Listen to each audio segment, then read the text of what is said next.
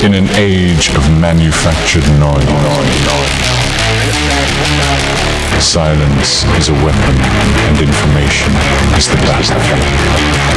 Behind every breaking news sample lies a shadow story, a whisper of the paranormal, a blueprint of a cover. We don't just report the fact, we dissect fiction until the truth has nowhere left to hide. Pull from the halls of power to the edges of the unknown. Brace yourself. The conspiracy wars begin now.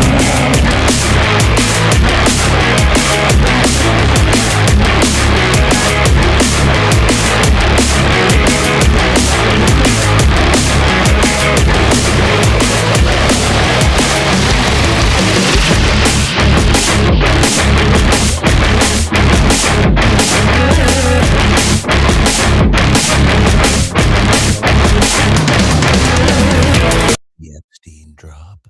Oh, the Epstein files. Yeah. So, what's the craziest shit you've heard from those files? Well, the craziest one that I have heard is Elon Musk. Oh, really? Yeah. Yeah, I heard a couple of clips from him, but nothing too crazy. Nothing too crazy. No, It was like super crazy.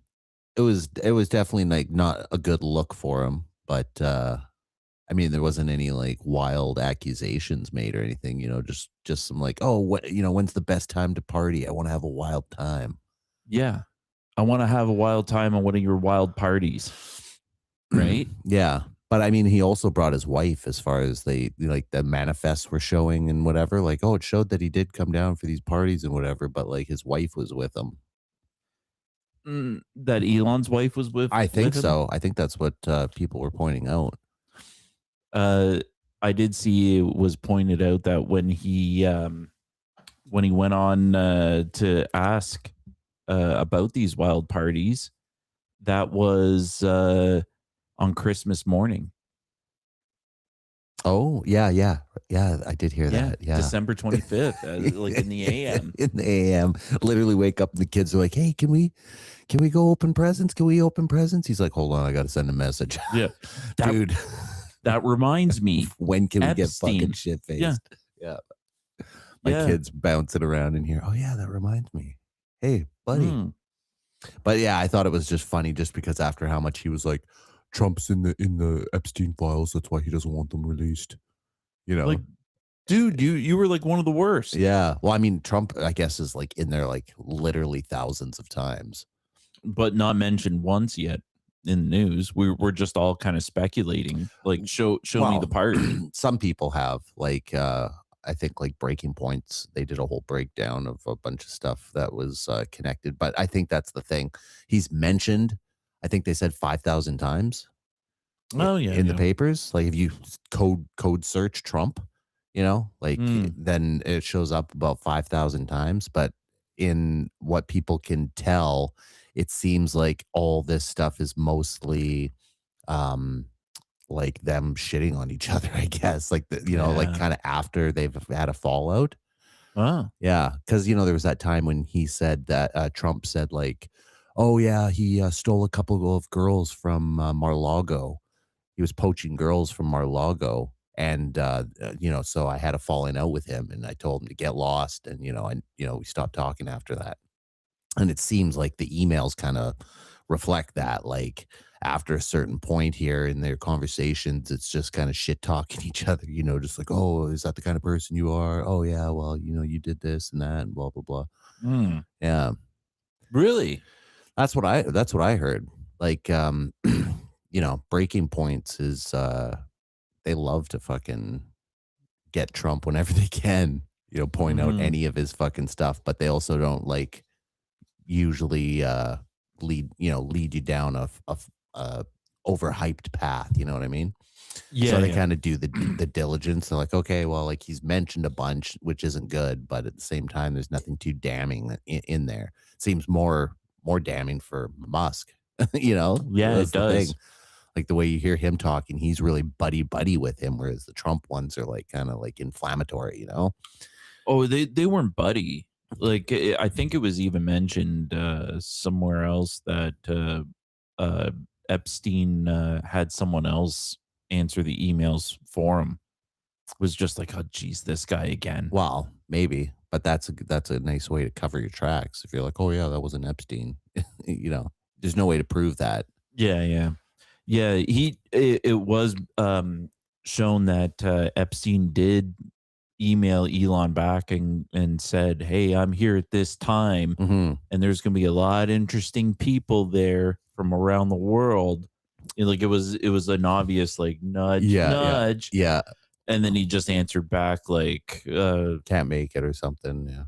"I'm far too important to meet these kind of people. I'm trying to put rockets into space. This is not a good use of my time." Yeah, I think that was in regards to a tour. He's like, "Oh, I want to give these people a tour of SpaceX," and he's like, "Oh, I'm kind of busy. I can't really do that."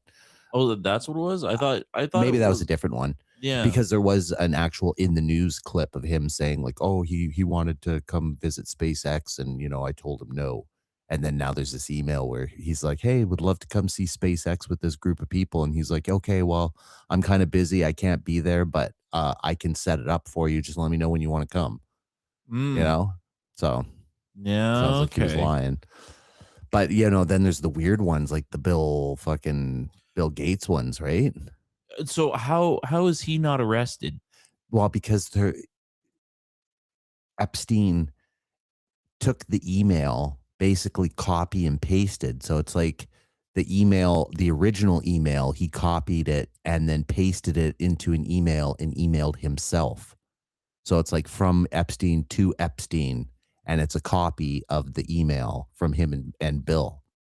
So it's like he wanted a copy of it for himself, like when you send Okay. yourself a message in Gmail, like, oh, here, I got to remember this. And you send this, hey, don't forget this. And it's, a copy of a PDF or whatever, right? That was what it was. It was just a message that's like, it just said from Epstein to Epstein. And then it was this copy of this email that he had apparently Bill Gates had sent to him, maybe on another email account, and he wanted it on this one. I don't know. Like maybe it was a Signal chat or something, private.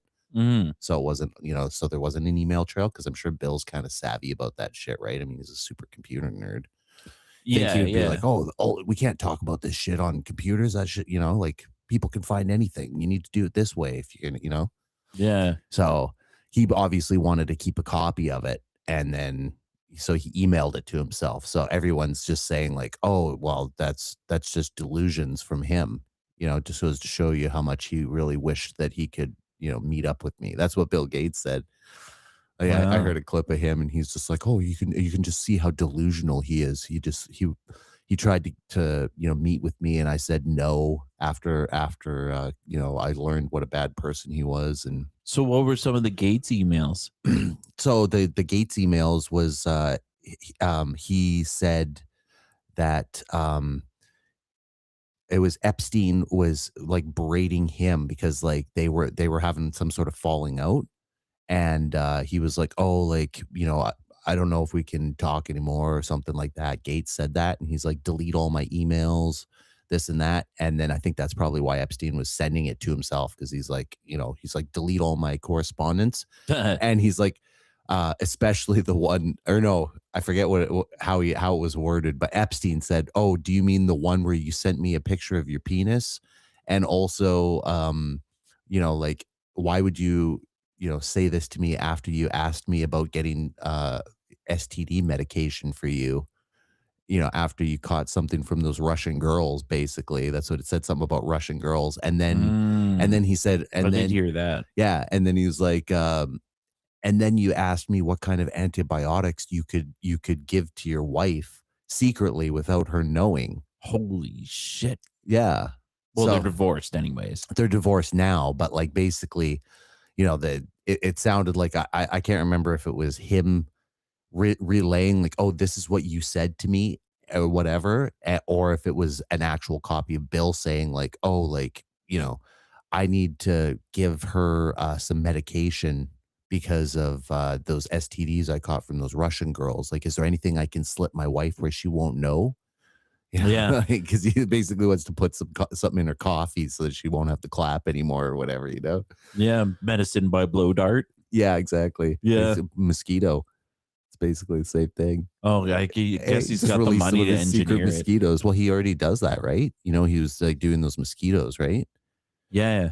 He had like a whole like billion fucking genetically altered mosquitoes that were going to have vaccines in them, and he was going to release them in the wild, and then they were going to mate with the regular mosquitoes and kind of like, oh, naturally they're just going to have vaccines in them, and they can when they Yeah. when they suck your blood, they'll give you the vaccine. Reverse mosquito. Well, yeah, that's true with Norwalk, right? Yeah, So you probably got that idea going, like, how can I use this for evil? yeah. And like, so there's a TED talk of him, and he's like, "Oh, these are genetically altered mosquitoes," and he's releasing them into the crowd. So he's like, "If you see them, try not to kill them." Yeah. One of them has LSD in it. Yeah, just one. Eh? Just We'll one. call this Russian roulette here. Yeah. Russian roulette with mosquito. Oh, that's a good game. There's 1,000 of them here. One of them is dosed with a high amount of LSD. And all the rest of them have just like vitamin D. Yeah, all the rest of them are malaria. Yeah, you'll start feeling sick in a moment, and then one person's going to feel happy. That would be a good test. That would be an excellent test, you know? But yeah, so the rest of those fucking emails, there was this one wild one from this girl who I guess it was copies of her journal, and she's talking about how Ghislaine and Epstein are like laying in bed with her and rubbing her tummy and listening to a heartbeat and all that kind of stuff. And then she describes like, oh, you know, it's almost like a poem. And she's like, I was there and the light came in my face and all I got was a glimpse of a tiny foot and a little hand. And then I blinked and it was gone. And now my nightmare continues. Why do you continue to use me as an incubator? Every day, you know, I long to escape this hell.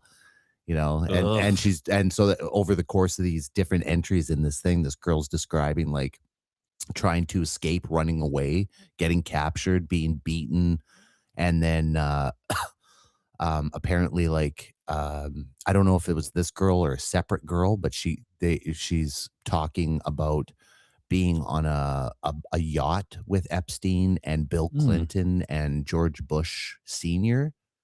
and them like, you know, like like having turns with a bunch of different like young children, and then like sacrificing a baby on the boat.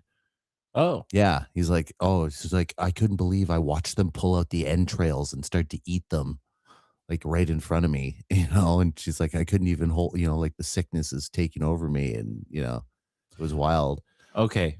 So I'm just going to like, But I mean, that's just hearsay stuff, right? That's like, Yeah. the files are literally somebody came to the cops and was like, this is what I experienced. I need you to take this down. They took it all down, put it in a file, and it's sealed away, and then now it's being released. So it's like, well, you know, was this lady telling the truth or, you know, what? yeah, we get a back and forth here because on the one hand, it sounds like Ralph Wiggum explaining the Skinner and Krabappel making out in the closet. I Like, saw a baby and the baby looked at me. Yeah, it was a nah. You know, I saw them on the boat, and then there was sacrificing a baby and ate the entrail. It sounds like it really, really sounds like that. But It does. Yeah. would like How would here's you the even thing. describe that as a layman anyways, right? Let's just say it's real. Yeah. Okay, the person's telling the truth, and now it's just kind of put out in the world. Like, Right. I know you love your firstborn, but if your firstborn was actually like you didn't let it grow, it's just a thing. And if you eat the entrails and get it done and over with, you've done your penance to the Dark Lord, and you'll be rich. So the girl that was keeping the journal about having the baby taken from her, the way she was talking about it sounded, first of all, in the entry, like she had at least 2 or 3 children that way. So she was probably kept for like at least 2 or 3 years on the island, and like constantly like, you know, Bread. bread, yeah, but then she was bringing up like, oh, like he's mentioned again how you know, my eyes and hair are the perfect color. It sounds like he's doing Nazi stuff, you know, like this is weird race stuff. I find it so odd that he would ask me these questions, you know, and then he looks in my eyes and tells me everything will be okay. Then I feel the pain pinch me, and you know, she's just talking about this weird stuff, right? Kind of goes into this like, you know, Yeah. innuendo almost, right? And you have to kind of just put it together in your head, and that's where it gets a little dicey. Yeah, because it leads right to lizard people, Yeah, exactly, right? right? Like, I mean, yeah, I mean, there's one point, like, not her, I don't think, but the other person that's talking about this incident on the boat. They're talking about like witnessing a bunch of black guys, like a line of black guys, like having sex with white women, and they're all like, they all have like cuts on their backs, like somebody's been whipping them. So they're like the women or the men? both of them, I think. Oh, Yeah. all of them. But yeah, and I think they said that these guys were like forcing them to have sex with these women, like they were slashing them, you know, so like, oh, keep going kind of thing. And like the girls were like bleeding because they just kept going. So it was like describing like how it was like a massacre, basically, you know, but they were forced to keep going. And then, yeah, it was just kind of weird. You know, they say one of the dangers of pornography is that it's just going to take a lot. You're like desensitized, right? Sure. Is that what you're describing? There's like one old guy that's just like, this is the only way I can get off nowadays. It Gotta takes a whip. line of black guys and a line of white Yeah, women, white sluts. and they right. all have to be whipped. Yeah. And then do it till they bleed. Yeah, he's really only watching from behind glass, and like he's not even touching Yeah, himself. He's behind the splatter guard. Yeah, Yeah. yeah, Oh. he's not involved in any kind of way. It's just all in the mind. Yeah. Well, so somebody in that thing had claimed they were raped by George Bush the first. Yeah, I thought that was a weird one. Like it wasn't even like Junior Bush. It was like the old man Bush. And And then Clinton was there. And then it is funny how these people all kind of turn up the same though. Right? Yeah. Like I'm trying to think the weirdest thing about that story though. And- 'Cause there was some other stuff too. we're led to believe they're put in a situation with these girls where they force themselves. Just let me do it. I just have to like the line the weird fetish, Mhm. right? And they force what they need upon these kids in this whole organization, all this secrecy, death, the whole world suffering Hmm. is all over that. Like I can't compute. Yeah. I really can't. Yeah. Like, I know not- that's where I know it gets into the And weird territory, the weeds, you know. yeah, and like, and I don't want to sound like, well, then just let it happen. No, the opposite. Hmm. No, this really should, like, how is Bill Clinton still walking the street? Yeah. I know. Well, it's back into Pizzagate territory, you know. And I mean, Yeah. also there was a lot of innuendo towards pizza in the email, in the, you know, the collection that they got. Like there was one time when someone's talking to him and they're like, oh, we should go for cheese and grape soda, cheese pizza and grape soda again sometime. Oh, That was gross. that was such a wonderful experience. You know, like that's how they put it, right? So it's just like you can take that however you want, but it sounds dicey. Yeah, like I got like an okay imagination where I can imagine, like, I don't need to picture in my head, but I kind of know what like grape soda, cheese pizza. But it's kind of it. I've been listening to Static in the Attic on YouTube. This Okay. guy's channel, and he's been breaking down the Epstein stuff, and he's like got a whole backward view of things on it, where he's like, you know, he's usually like heavy into this kind of stuff, you know, the false flags and the, you know, behind the scenes elite and whatever. But he thinks like everything he's looked at, he's like, I think this is a red herring. He's like, I think that Jeffrey was like, procuring women and shit like that. But I think it sounds like he was like into the barely legal type, like, 16-year-old, 17-year-old girls, stuff like that, like that were just about 18. That was kind of his zone. He wasn't into like the 7, 8-year-old or younger kind of thing, right? At least not that anyone has first person talked about, like besides these random accounts, right? That are just Yeah. like somebody talking, hearsay, but there's nobody, there's no like concrete kind of evidence like some of these emails where they're talking about stuff, where you can like catch them and kind of Yeah. connect the dots a little easier. There hasn't been anything like that where they've, mentioned children, I don't think, but at the same time, there's a bunch of shit redacted in these things, right? Like a bunch of the files, they're all blacked out and they're not supposed to be. And then there's like, mention of there's pictures of what looks like could be children with him and stuff like that, so it kind of gets into dicey areas again, because Yeah. you're like, that's just him, a picture of him and a kid. Like whose kid is it? Depends. I don't know. Well, it's definitely not a light accusation. So I get the point of like trying to treat it serious. Yeah, well, I mean, the women who also started this whole thing against Jeffrey, who are like claiming all this stuff, like, oh, he was like sexually abusing me and all that kind of stuff. They're all like in their 20s, like they're all like, oh, this happened when I was 14, 15, but like for some reason they all just came out at the same time when they're in their 20s. And some of them were even describing like, oh yeah, like I was 16 when I met him, and then this happened, we talked over the years or whatever, and then when I was 18 he touched me or something like that, and forced me into a room. Yeah. So so it's like he was doing bad things, most likely, but it seems like it wasn't like as bad as they're pushing it.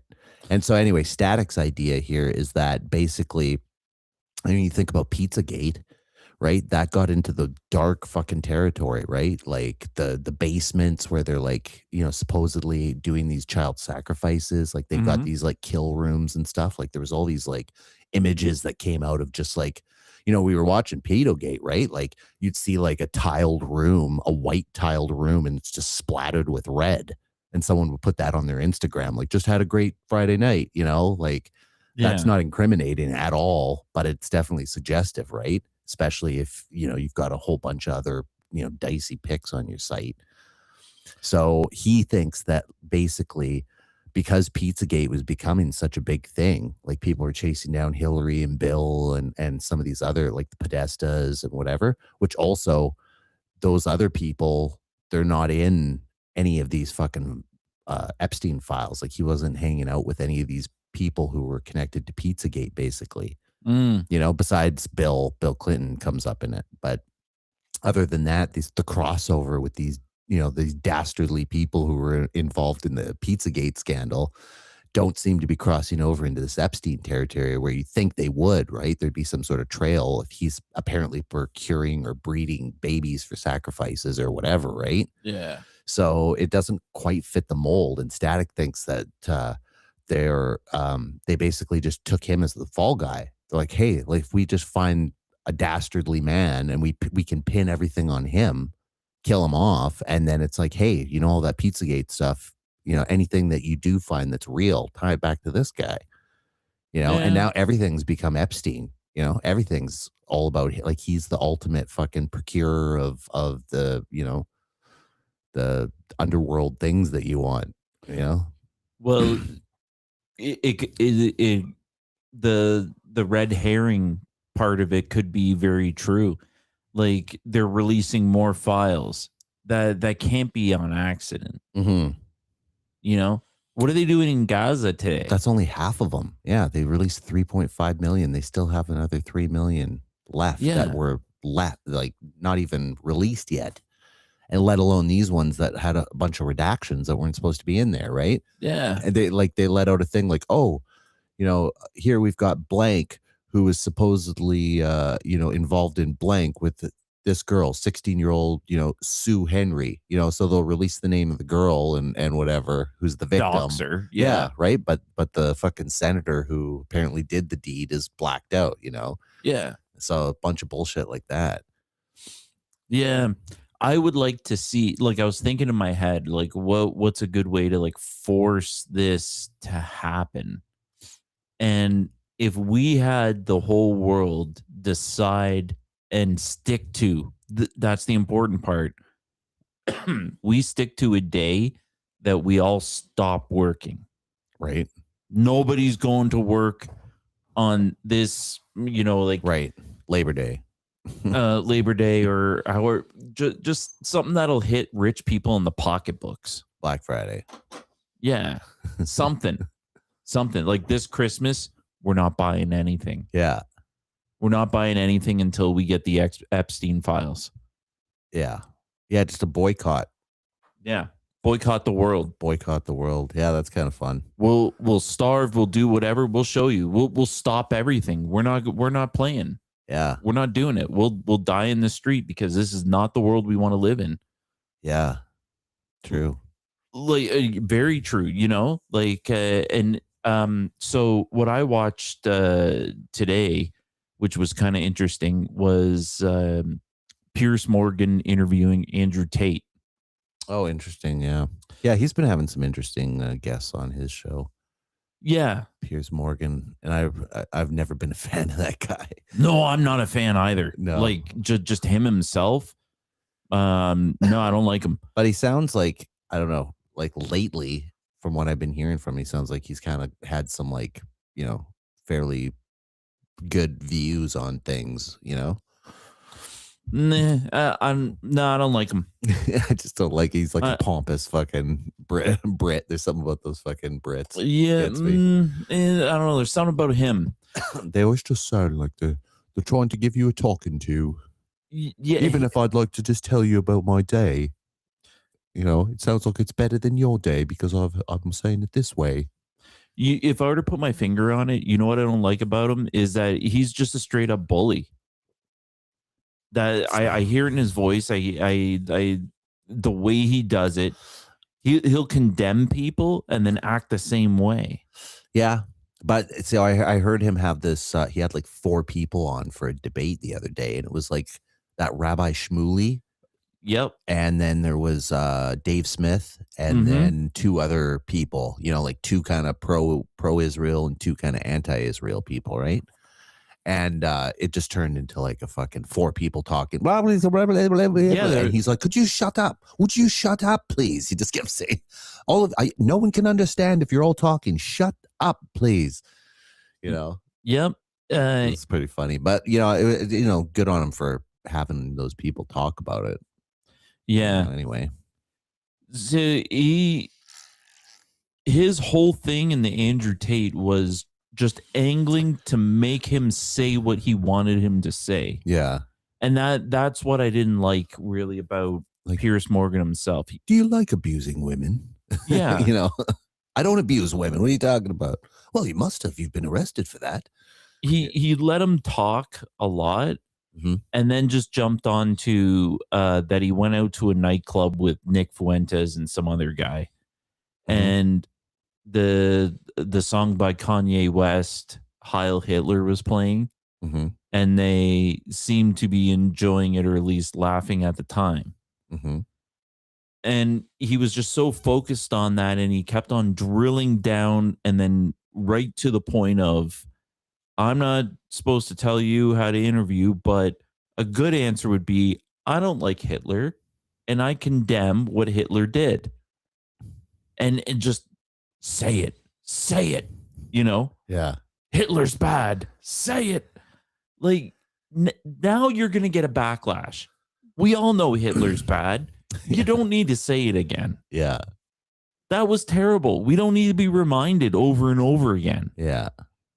And if like Piers Morgan said, if we are agreeing today that genocide is bad, then we're not going to do it. If we're going to let Gaza happen and genocides, then Hitler became cool again. Yeah. I know. Right?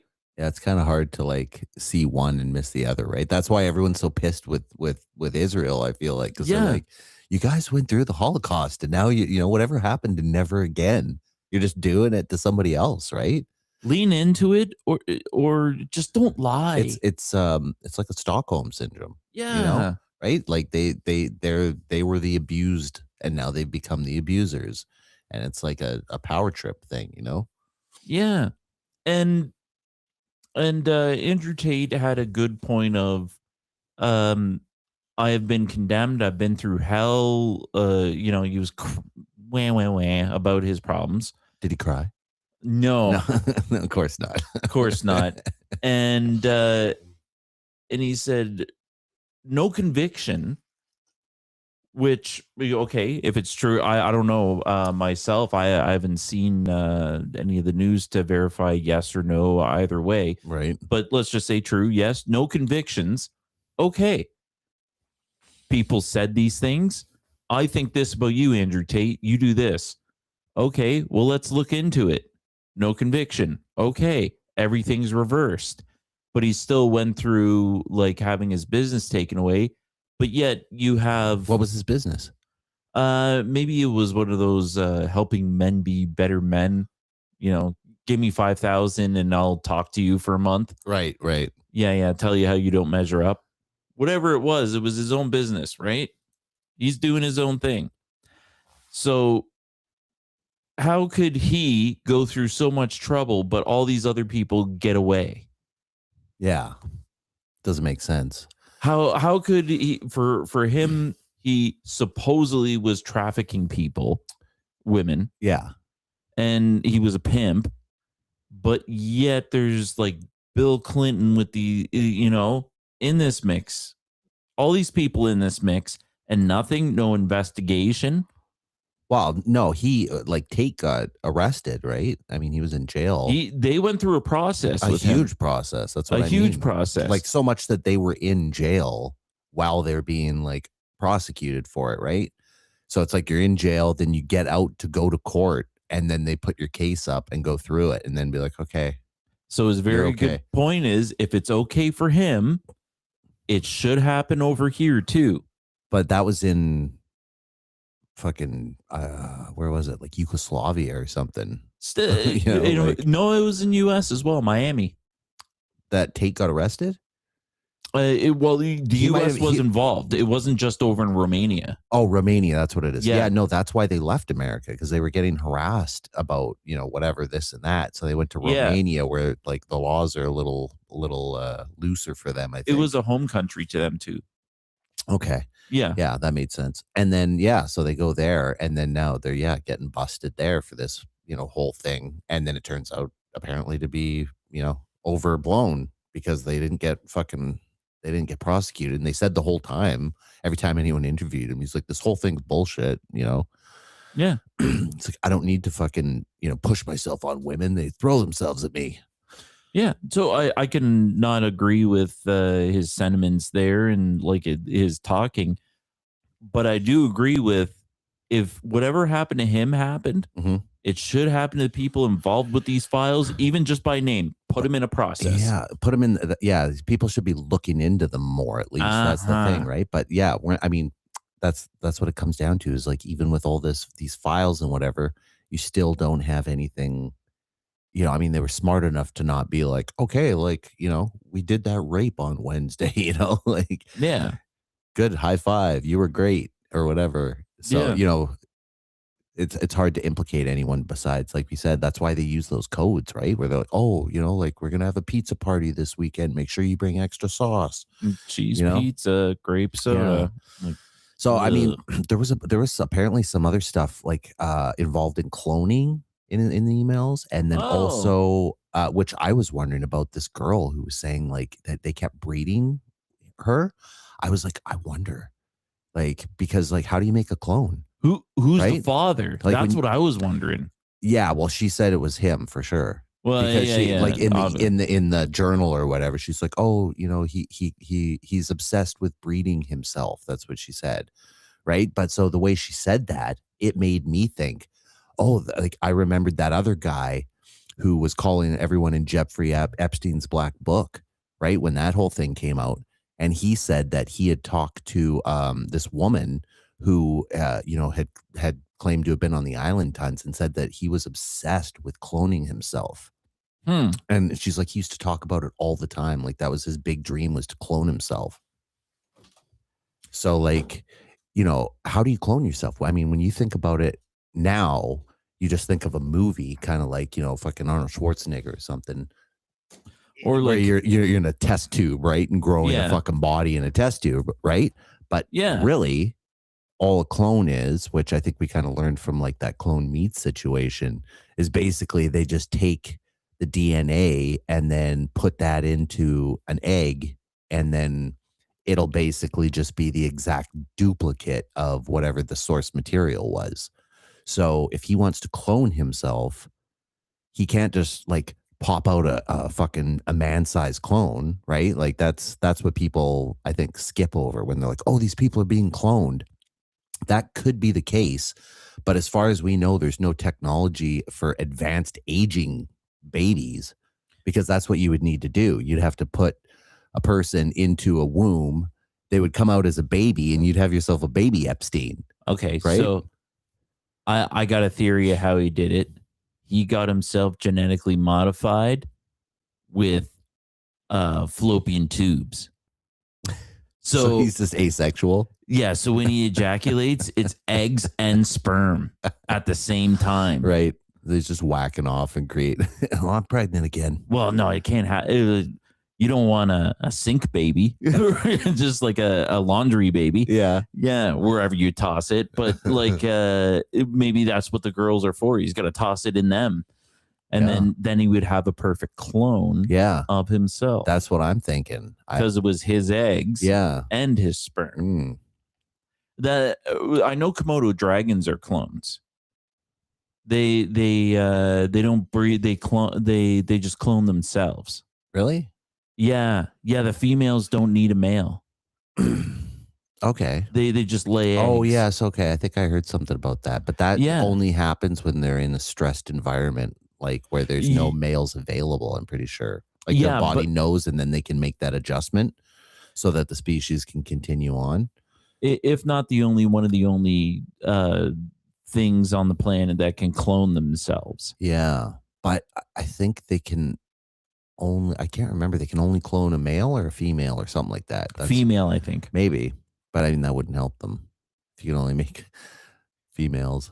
Yeah, they would only make females that lay eggs. It would make more sense if the females could only reproduce a male asexually, because the females are the ones that, so you've got females, right? And what you need are more males. So it'd be like, they could do this, but it can only produce a male, and then that way it could, mate with another female, hopefully not the mother. Yeah. I know amphibians can regulate the sex of a baby by temperature. Okay. Like if it's too cold, then it's for sure going to be a girl, or like vice versa. Yeah, it has to do with temperature. So they can seek out like warmer climate or colder climate to have the right gender that they need for their population. Yeah, but forget where I was going with that. Maybe Jeffrey Epstein lays eggs. You don't know. Yeah, it could be. But the diary was saying that him and Ghislaine were very interested in listening to the heartbeat of the child growing inside.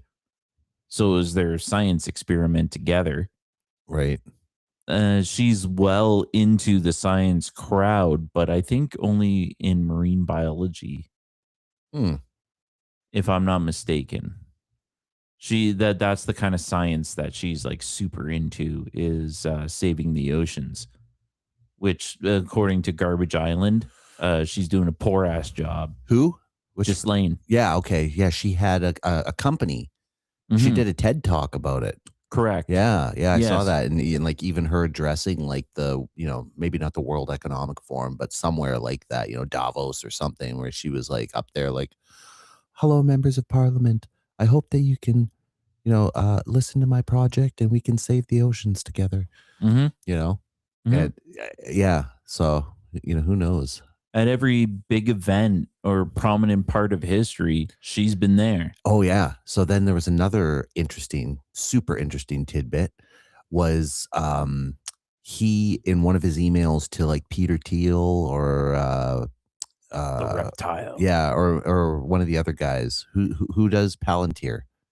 Oh, no, that is Teal, I think. Maybe it is. I don't And know. then there's But- that like mad scientist guy that's all wacky. yeah, that might be who I'm thinking of. But anyways, he was talking to one of them and he was like, "Oh, he's talking about them talking about him to someone else and he's like, "Oh, don't forget to mention I represent the Rothschilds." Oh, He said that in the email. And everyone's like, "Oh yeah, like he's just trying to say like, oh, look at me, I represent, money for the Rothschild, so like I must be really good at my job." But other people are saying like, no, he's telling him like, I work for the Rothschilds, like that's who I work for. Everyone's like, oh, he's an Israeli asset and whatever, but like the Rothschilds own Israel. That's what no one ever brings up. Like people never connect that dot, right? Like even like, the mainstream fucking people who are like, against Israel and whatever, they never fucking go to that fact that it's basically owned by the Rothschild family. And who did we learn was connected to the Rothschilds under Ghislaine? Ooh. Her father. Oh, Remember? yeah. We watched Yeah, that yeah, documentary. yeah. Maxwell. Yeah. Yeah, who was What's his name? across 3 different countries. Yeah. He was a spy for 3 countries at the Yes. same time. And but he was employed by the Rothschilds, right? And that was his main employer. And so that and he was like the world's leading education. Like they're the ones that printed all the textbooks for history and all that shit. That's what his company was printing textbooks and stuff. So they literally control history. You know what I mean? yeah, and that's part of the problem that's being talked about is that if he was a spy for 3 different countries, he was a spy for one main country. Mm-hmm. And and that's Israel. Yeah. And that's what we're all speculating, that it's all going back to there. And if there's yeah, and CIA, other people said that he was connected to CIA, right? And even mentions in the emails like, oh, he's like, he's got connections with CIA, and then other people are like, oh, he's, he works for the IDF or whatever, right? yeah. But he just has ins with those people. He represents the Rothschilds. And then Yeah. Ghislaine, her father was deep with the Rothschilds, like, in the 40s and 50s and whatever. So like they've been in this family for a long time. And even some of the emails he talks about, like the Epsteins, I think they're like they go back, like their family is connected to the Rothschilds. Like the Epstein family was involved in like some 1812 stuff, like they go back. Yeah, yeah. Like they've been connected to the Rothschilds, like as like, good friends for many, many years. So it wouldn't be out of the realm of possibility that like, they've got these people that they raise up to kind of, take these positions. I mean, if you got youngsters and you kind of brainwash them like, oh, we need our family to be the top, and we're working with these other families and, we will control the world and whatever, because we're a special breed of people. And if you look in the emails, he talks about that. Apparently there's like, I haven't even looked at it, but there's a whole bunch where he's like, oh, like, we are the elite and like the goyim or the sheep, and because he's Jewish, right? Right. So he's talking a lot about like, oh yeah, like, Gates thinks that like, all people are equal and shit like that. But we know that it would be easier to just wipe the poor off the face of the planet and whatever.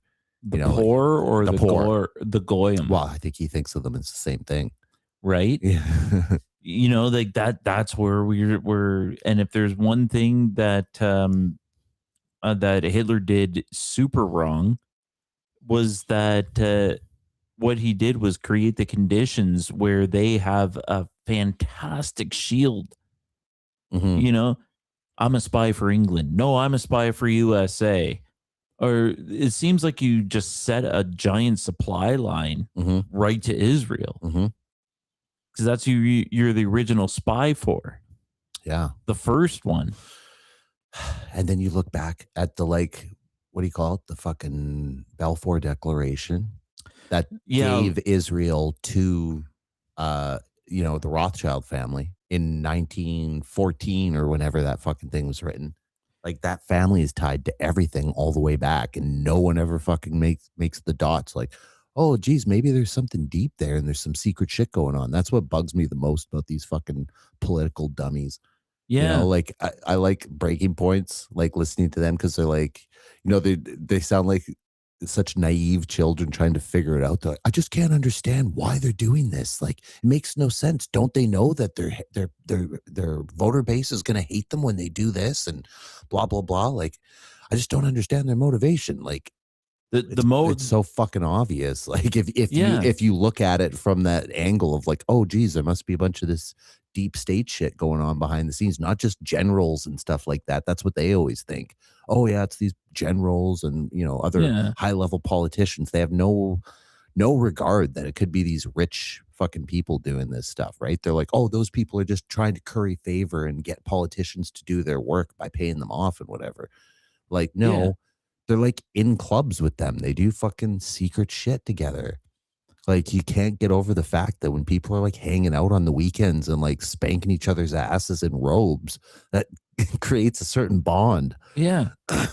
And in the end, at the very top is just a couple of people that have this drive, the drive of a rapist. Just let me do this. I just have to do this. It just has to be this way. Mm-hmm. Just shut up and let it happen. And then how that manifests is the genocide.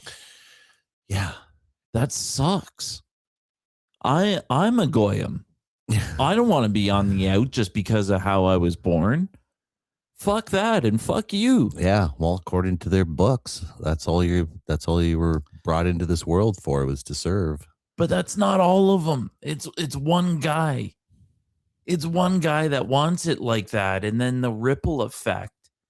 I believe there's a lot of ignorant people that are just kind of like NPCing, like it's just in the ether around them, and they act accordingly.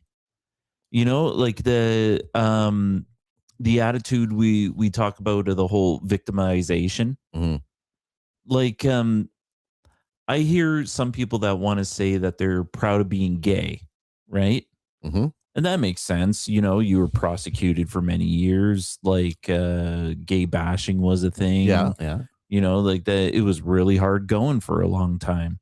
Sure, you can see why people would keep it quiet. Yeah, but then it's the same with Jew. Like they don't talk about the tribulations the same like Jewish people. It can't go like more than like 10 minutes without just like, oh, I know persecution because I'm a Jew. Oh, I know, and I get all kinds of slurs and people yell at me all the time. They hate me because I am Jewish. Hey, I wonder about that. Yeah, that sounds like kind of a. Oh, where's that happening? Like, where are you living? And I'm sorry it's happening if it's happening. Yeah, that sucks. I've seen a lot of racial slurs against the Indian people. That's common. I've seen that around me.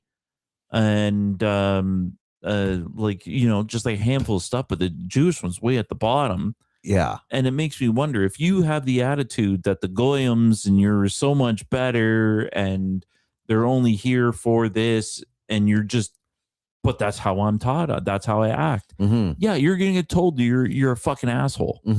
Get out of here. And then I'm persecuted. Any kind. It's what do you call it? We need to know the whole full story of the situation. Yeah, it's like, what do you call it? Fucking manifest destiny. No, like entitlement. Yeah, like complete entitlement. Yeah, and that's annoying. When you like run into some rich entitled person who's like, oh, hurry up, I'm waiting on my my food, or you're taking too long or something like that, serving someone at a restaurant, there's always that entitled fucking, Yeah. someone who's like, do you have any idea how much my coat costs? Or they say something like fucking stupid like that. My Yeah. car costs more than your house. If we want to do better as humans in the future, we want to take those problems and not generalize them. Mm-hmm. Like yeah, if you by and large see like I get appointments and like this one race of people is always late, Yeah. it still is unfair to generalize that on those people. Like it's an observation. Yeah, you see that most often, but that's not everybody. Yeah. And I mean, if it is, then it's literally just a matter of conditioning. That's just how it is where those people come from. Yeah. They're not late because of a genetic reason. They're just late because that's how they were raised. Because when they went to work where they lived, that's how it was. Everyone's casual and shows up kind of a little bit, on time, Yeah. as close to on time as they can get, kind of thing, right? Yeah. But and no one gives them too much of a trouble about it, right? But then all of a sudden now you got someone who's like, oh, you got to be here at fucking 7 on the dot, like, why are you always late? It's not because they're Chinese or Mexican or whatever. Mhm. It's because wherever they came from, that's how people roll. Yeah, I'm sure you've seen it on the job. I have. Mm-hmm. Like you're late again. Oh, that's come usually on, me. it's That's usually me. I'm always the late guy. you're always Oh my late. God, yeah. I'm the worst for that. I don't know how, but like I always try to leave myself some time. And luckily, I'm usually on sites where it's not too big of a deal. But like the last site I was on, my boss fucking like reamed me out more than once. Like, you got to show up here on time. I'm like, it's 6:02. Come on. Yeah. We start at 6. Yeah, I'm usually early, but my work thankfully doesn't care about that kind of thing. Well, see, that's nice. Yeah, I've been in like 2 minutes after, 3 minutes after, and it's nobody cares. And I see my current job, it hasn't been a problem. I mean, I've really tried to be. I mean, I only live 3 minutes away, so it's hard to fucking justify being late, right? Yeah, but so I mean, I've been literally showing up. I try to get there like 2 or 3 minutes early. But a couple of times I've been there like 1 or 2 minutes past, and like no one said anything. So I was like, all right, I gotta make sure I'm on time tomorrow. So it's not like a thing, you know what I mean? But I think it's because of the way I was raised, like you're saying with conditioning. Yeah.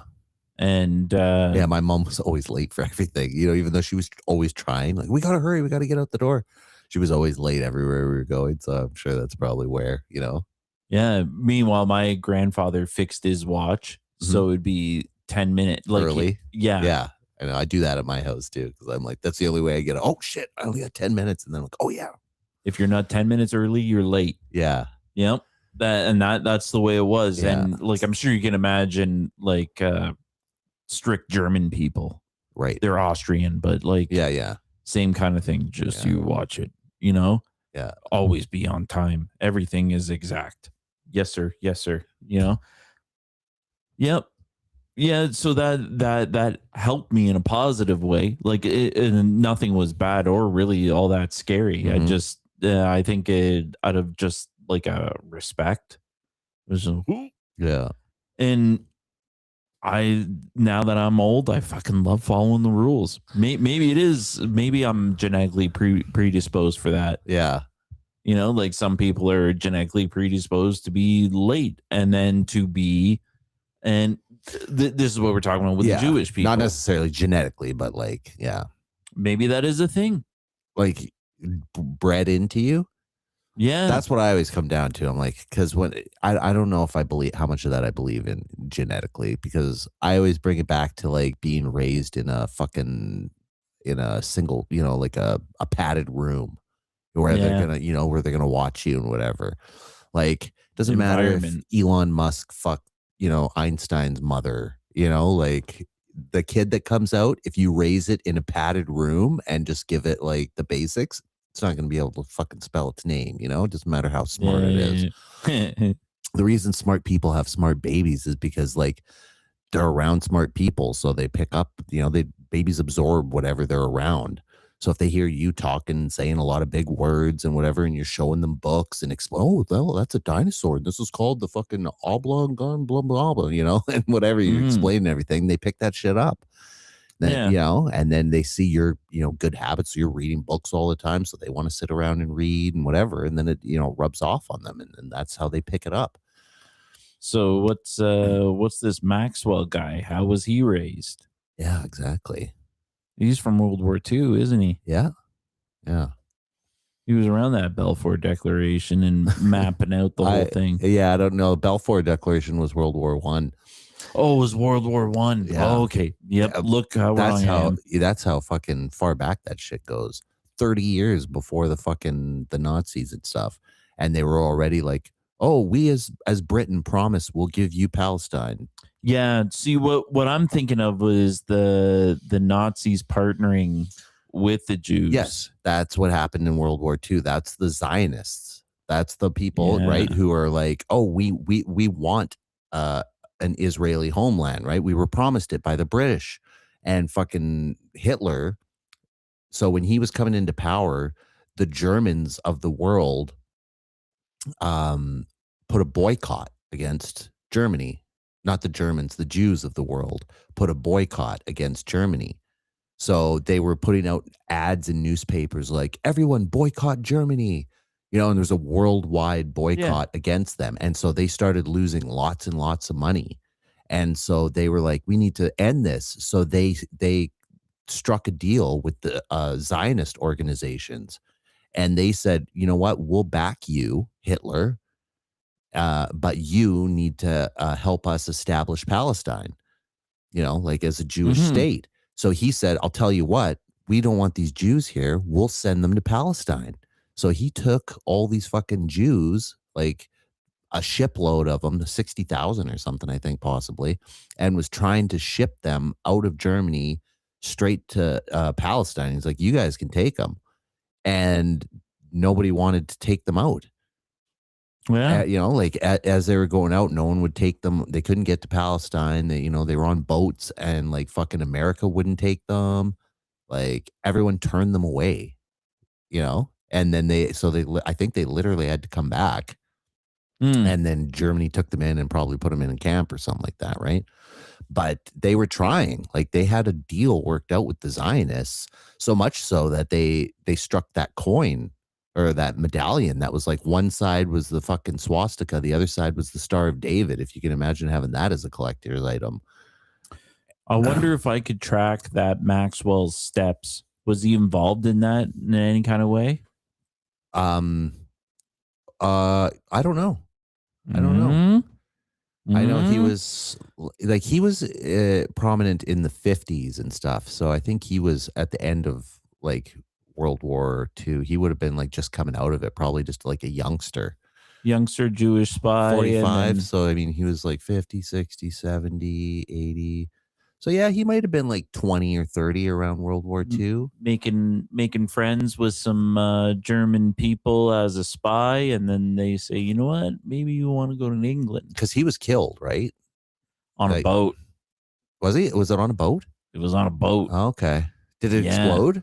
No, it was some kind of like yacht cruise. Oh yeah, thing. yeah. And he fell overboard and like fell overboard. There was 2 other people on the boat too. With him. Yeah. I think they were famous. Yeah, or something like that. Yeah, something like that. And then he mysteriously went overboard. Yeah.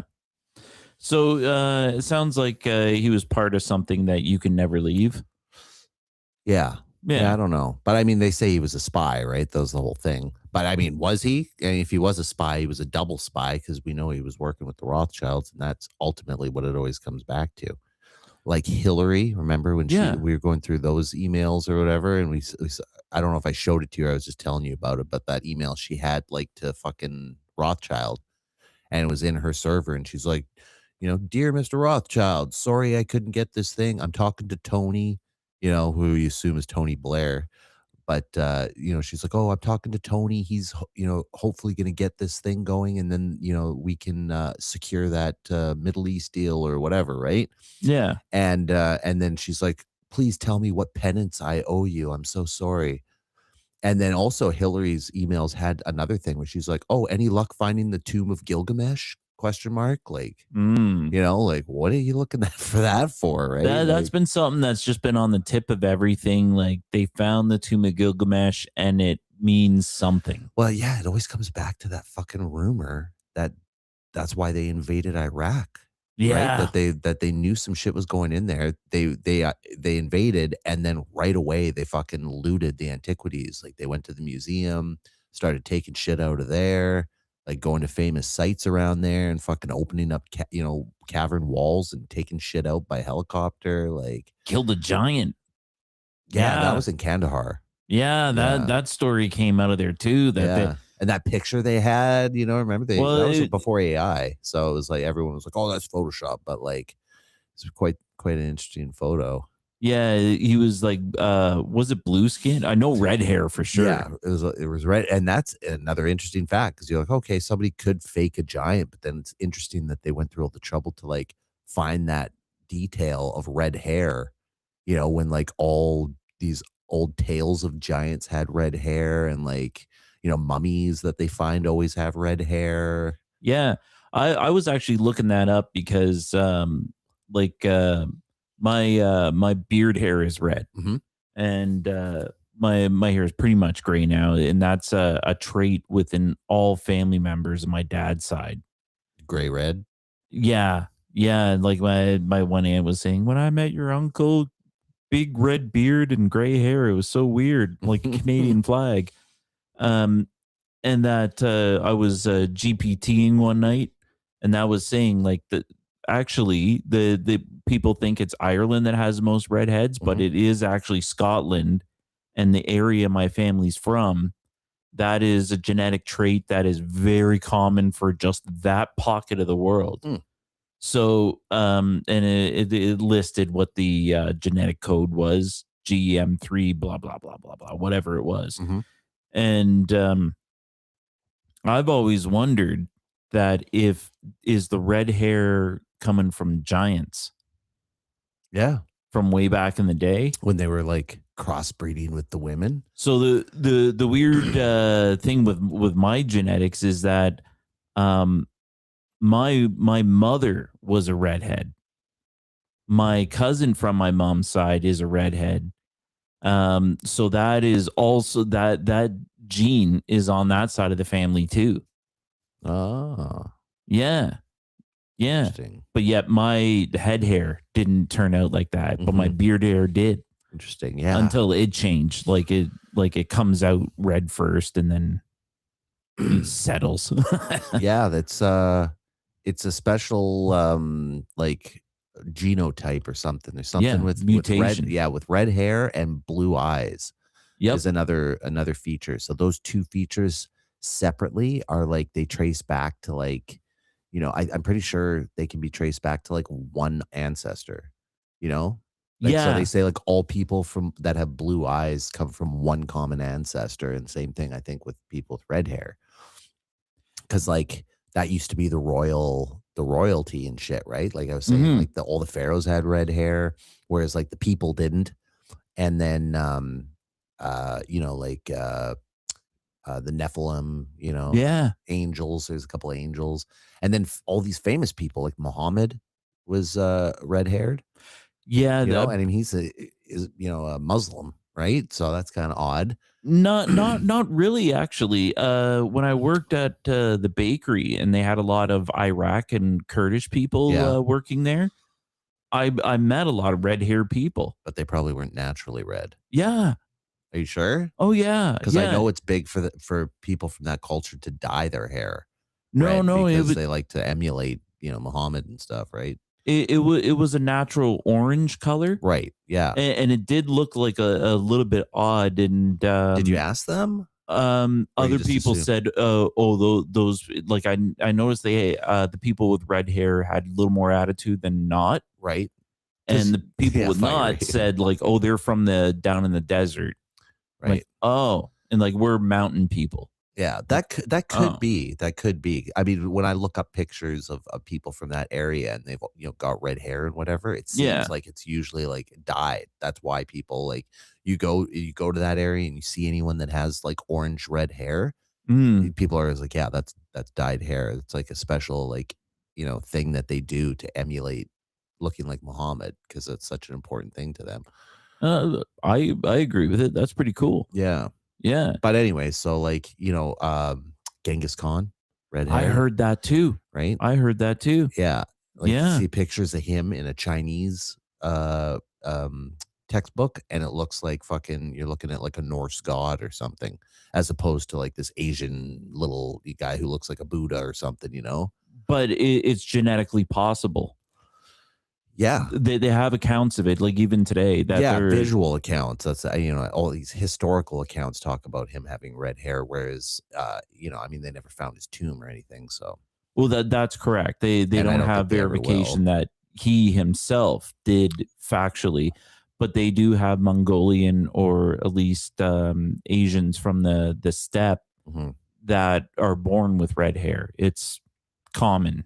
Or not yeah. common. So I mean but, that yeah. But I mean then that would come from a common ancestor that had it. Yeah. That's what I'm wondering. Yeah. That like it was there a common ancestor? Was just one red hair guy, that Yeah. one mutation, hmm or was it a group of giants? Yeah. And then you go to the Vikings and I mean, obviously, right? I mean, they're all Norse and stuff, right? But it's an interesting tie back. They're like, oh, they had it, then these pharaohs, then like Yeah.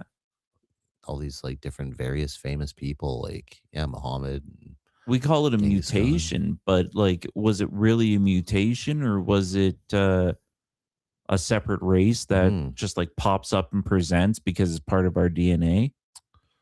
Yeah. Yeah. It I listened to that anthropologist Robert Zephyr, and he's brought that up a few times. Some interesting facts about red hair and blue eyes and Yeah.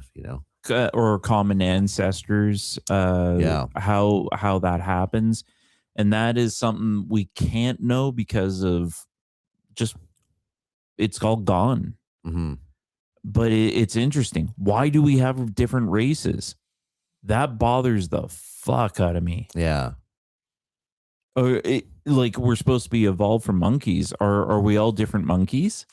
Yeah. Exactly.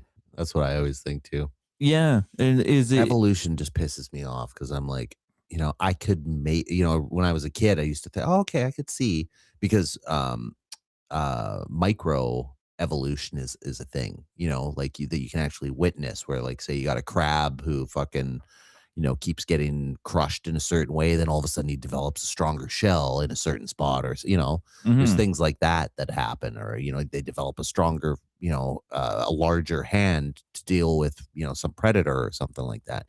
But there's nothing, any kind of macro evolution has never been experienced, and you would think like, okay, if people were turning in from monkeys into people, then that should still be going on, right? There shouldn't be a point that stops. It just keeps continuing. Like at what Well, point do all of a sudden the monkeys stop turning? I mean, they keep evolving. They should still all be evolving. they right? are. Yeah. So They are now. they should all evolve, and then there should be no more monkeys. Yeah, like I get that kind of line of reasoning, but there is also millions of years that play out, and we're only experiencing such a blip in time. Yeah.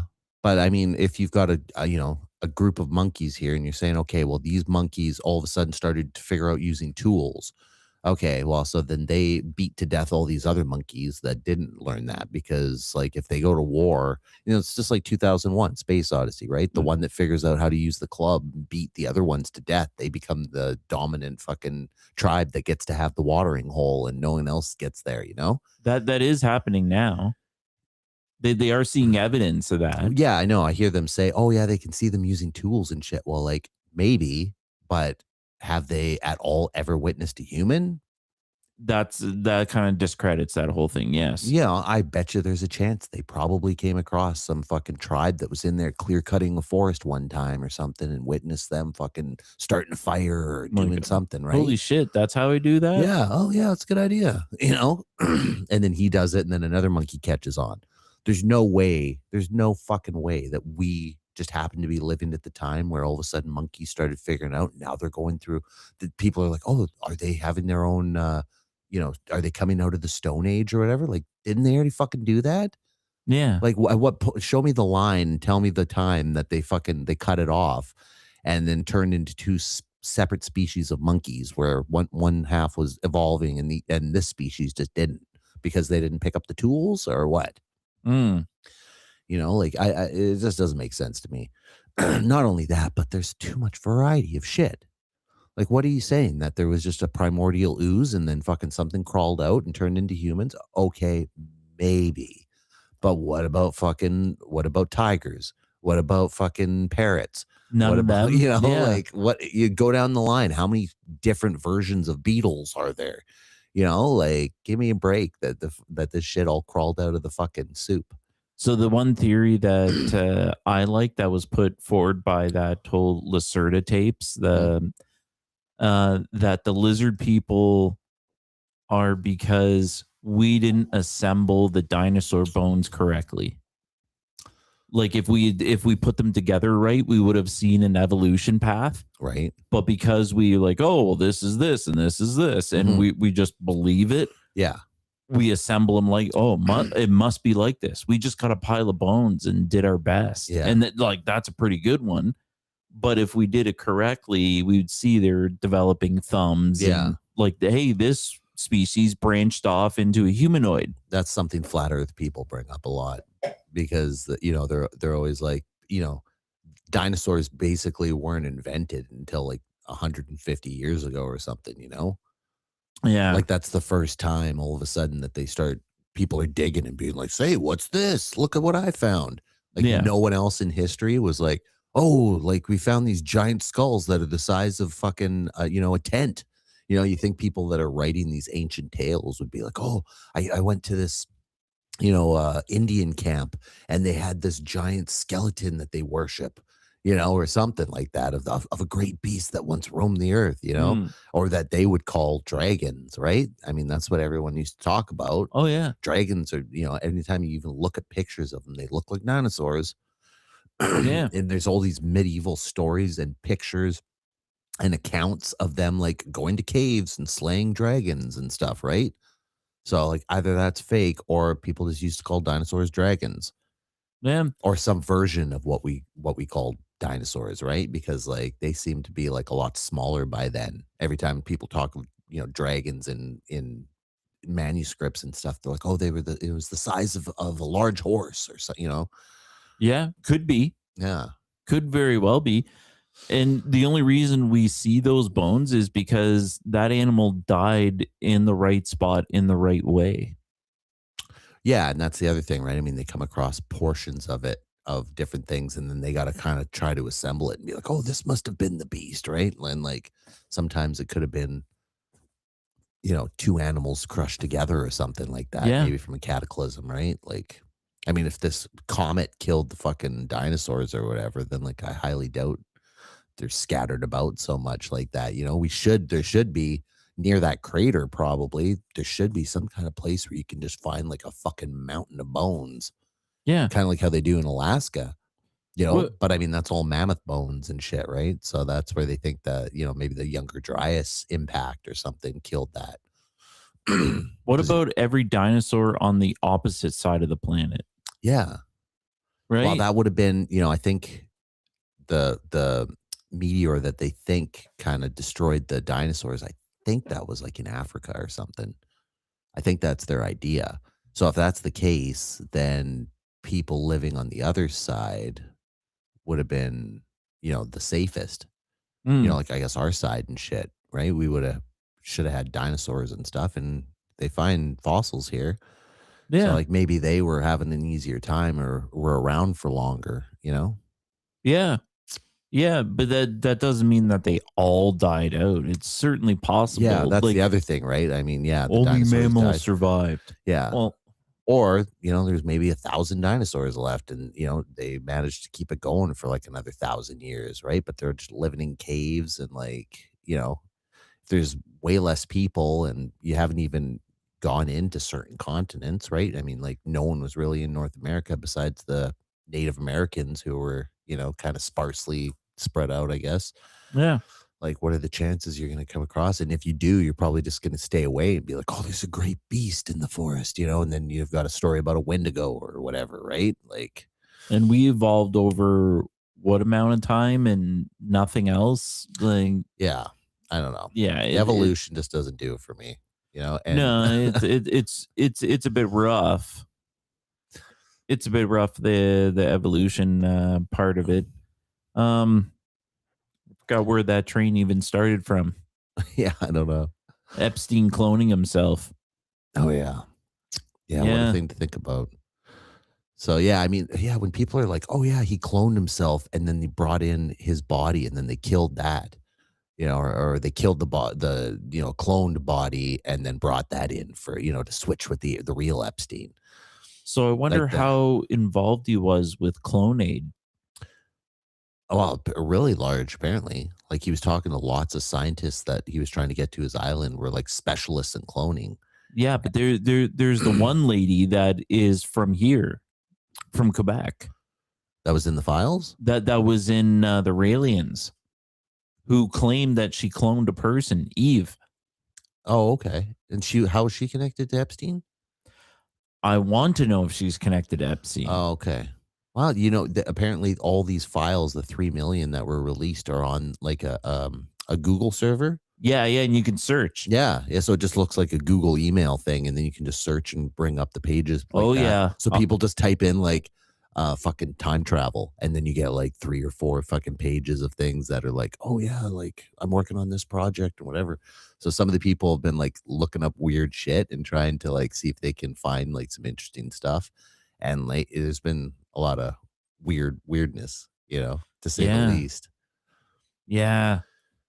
Maybe tomorrow morning I'll start on that because I don't want to be up all night. Yeah, going crazy, searching the Epstein files. Bloodshot eyes at fucking 2 a.m. You wouldn't believe it. I solved it. Yeah. Well, I think that can conclude our talk about the Epstein files. So, little theme song for the files. Mm-hmm. Did you plan this out ahead of time? Yeah, because I knew we'll talk about the files. Yeah. Is he saying the files? The files.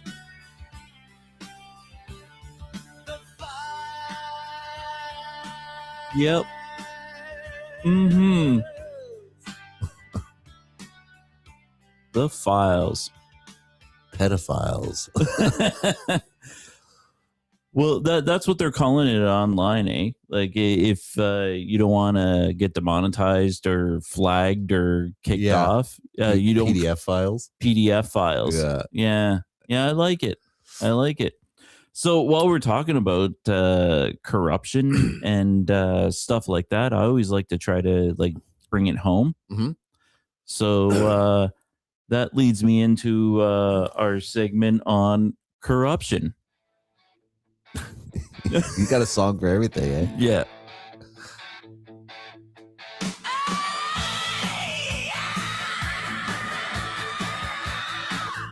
It's like old Aerosmith or something.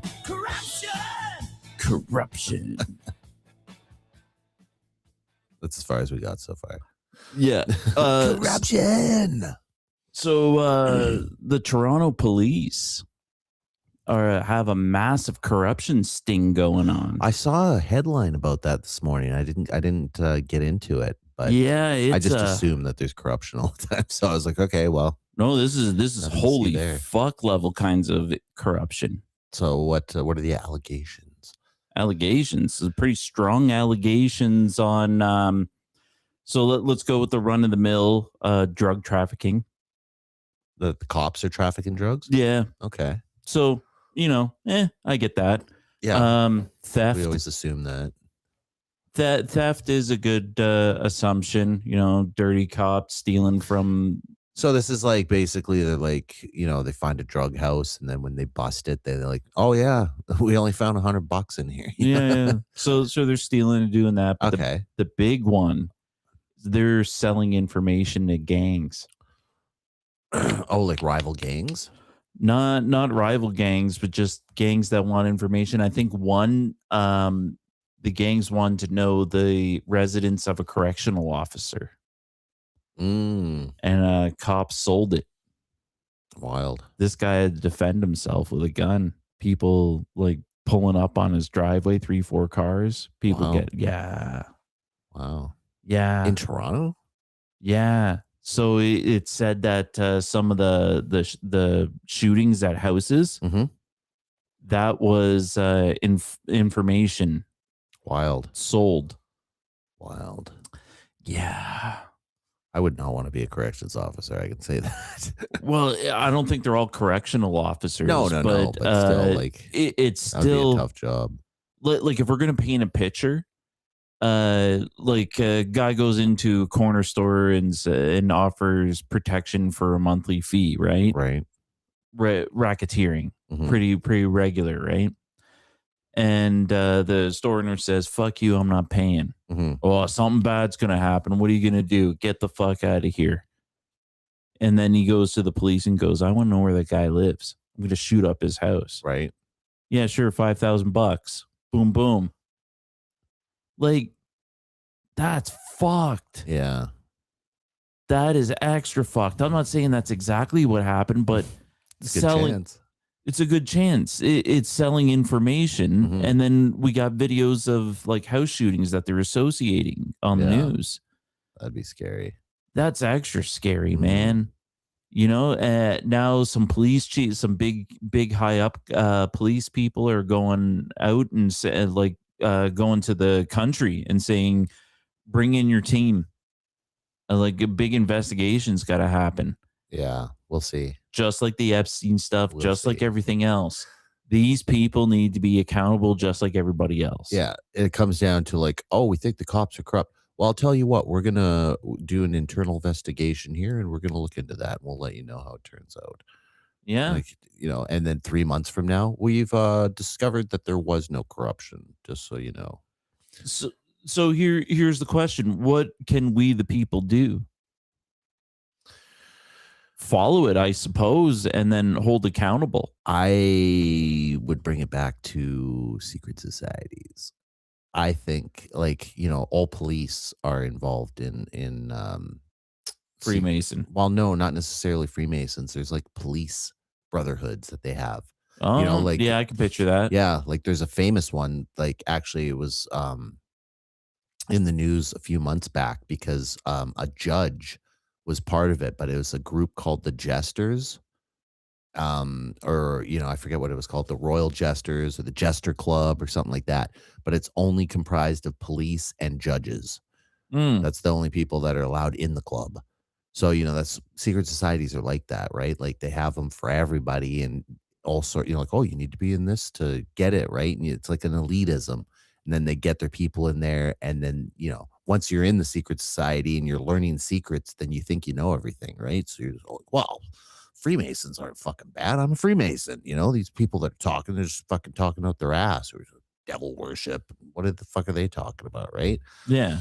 So, it's the same thing when you get into a police brotherhood. I mean, they're doing all kinds of like, maybe not weird ceremonies, but they probably like, get together and, drink and fucking bond that way. And then, probably have to take some sort of oath in the group where it's like, hey, when you're in the group, we all fucking protect our own. Right. Mm. So then you get the word out or who's in the group and it's like, oh shit, like fuck, I heard Murphy's in trouble. Like we got to make sure, like go in there and tell the boss we didn't see anything, Yeah. whatever we got to do to fucking cover our buddy. That's how it goes. And it's like that in every secret society that permeates every part of life. Mm. And then what better way to hide secrets from the people than like get them in the secret society and just give them, just enough secrets that they think they know all the secrets. And then you can hide more. Like, how easy would it be to like fucking, have a bunch of devil worshiping, killers or something like that are secretly at the top of a group where everyone under them thinks that they're all like good people or whatever, right? Yeah. They're Yeah. even covering for them. Like, yeah, sure, we bring them kids, but I thought they're just babysitting them, you know? Well, I that didn't know what they were doing. that was the latest Nicki Minaj tweet that happened last week. Yeah, I heard something about that too. Yeah. Yeah, exactly what you just said. She's like, you know who you are. Just calling them out. A name, please. Yeah. Something, not this tug along bullshit. Yeah. That's just saying something without saying something, right? Just like, so you can get a virtue signal telling everyone, like, Yeah. hey, I'm on your side. I'm against these people. I mean, you know, who are these people? Yeah, need I remind you that's what Trump ran on? Yeah, exactly. Yeah. Yeah. So were we gonna watch another movie? Well, Did you have anything? I didn't have anything called up, but the I had the news program on the police corruption, but you know, we talked about it. And I do have a short video here from Sean Ryan. Oh, okay. What's this about? I found how do I get to this?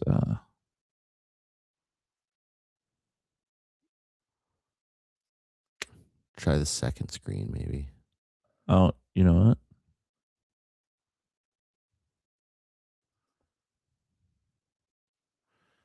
Do do do do do do.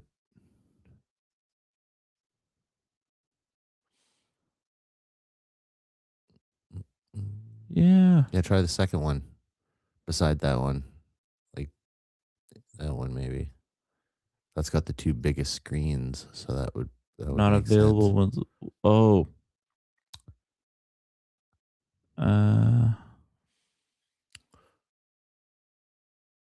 Dude. Yeah. Sorry, what was this clip about? So it was there we go. Sean Ryan. Sean Ryan. Yeah. So he was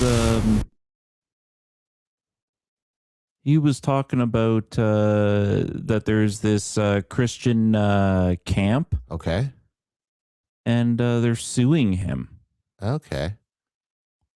I need to talk to you about something serious. Last week, I received a demand letter from lawyers representing Kanakuk Ministries, a Christian summer camp in Missouri. They're threatening to sue me for defamation because of something I said on my podcast with Congressman Ro Khanna. Here's what I said. I brought Elizabeth Phillips on my show, and she talked about how Kanakuk employees have been molesting thousands of kids for years and putting them under NDAs after settlements so they can never come out and talk about their sexual abuse and trauma. Kanakuk's lawyers are demanding I take down that portion of the interview, issue a public apology, and stop talking about this. They gave me 10 days. That deadline has passed. Here's my response. No, I don't negotiate with pedophiles or the people who defend them. I'm not taking anything down. I'm not apologizing, and I'm damn sure not going to stop talking about child sexual abuse at a Christian camp that continues to operate on the same grounds where horrific abuse took place. Let me be crystal clear about the facts. Facts that Kanakuk's own lawyers admitted in their letter. 1. Pete Newman, a senior Kanakuk employee and camp director, sexually abused children at Kanakuk for multiple years in the early 2000s. He's now serving life sentences. 2, between 20 and 30 civil lawsuits were filed against Kanakuk. 3, multiple confidential settlement agreements were executed with victims, NDAs that prevented these kids from speaking publicly about what happened to them. Kanakuk can't prove the number is less than thousands, and given their own admission of a cover-up, the true number is unknowable. But here's what really pisses me the fuck off. Kanakuk is still operating a camp at the very location where countless children suffered horrific abuse. They're still running programs. They're still bringing kids to the exact same place. And now they want to silence me for talking about it. This isn't about protecting their reputation. This is about protecting children, and I will not be silenced. My attorney has sent Kanakuk's lawyers a response. We've made it clear. If they want to sue me, bring it on. We welcome discovery. We welcome depositions of Kanakuk leadership about what they knew, when they knew it, and what they did or didn't do to protect children. We welcome full disclosure of every abuse allegation, every settlement, every internal investigation, and every financial record showing whether Kanakuk actually suffered any harm from my statement or whether this is just an attempt to intimidate people into silence. Under Tennessee law, Kanakuk will have to prove I'm lying. They'll have to prove actual malice, that I knew my statements were false, or that I had serious doubts about its truth. They can't do that because I relied on Elizabeth Phillips, whose brother was a victim. I relied on public court records, relied on widespread media coverage of Pete Newman's prosecution, and most importantly, they admit the core of what I said is true. Kanakuk employees sexually abused children. Victims were silenced by confidentiality agreements. That's not defamation, that's the truth. I want to say something directly to survivors. I see you, I believe you, and I will not stop fighting for you. Sexual abuse at youth camps, especially Christian camps that are supposed to be safe places, is a matter of urgent public concern. Parents have a right to know. Kids have a right to be protected, and survivors have a right to speak. Kanakuk's attempt to use legal threats to silence reporting on child sexual abuse in itself is newsworthy, and I'm going to keep reporting on it. To Kanakuk, you want to talk about callous and malicious disregard for the truth? Let's talk about operating a camp where a predator had access to thousands of children for years. Let's talk about confidentiality agreements that silenced traumatized kids. Let's talk about continuing to operate on a crime scene. You're not the victim here. The children you failed to protect are the victims. I stand by every word I said. I will not retract. I will not apologize. And if you want to sue me, my lawyers are ready. To everyone watching, this is why I do this show. This is why we tell real stories about real people, because the truth matters, because kids matter, and because some things are more important than money or reputation. If you want to support survivors of institutional child sexual abuse, check out No More Victims, the organization Elizabeth Phillips founded. They're passing laws to protect kids and hold institutions like Kanakuk accountable. And if you're a survivor, please know it's not your fault.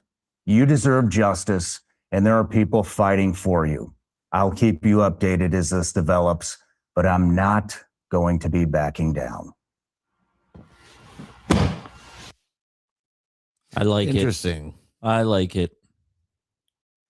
Yeah. Yeah, it kind of reminds me of that Dr. Phil fucking ranch that he was running.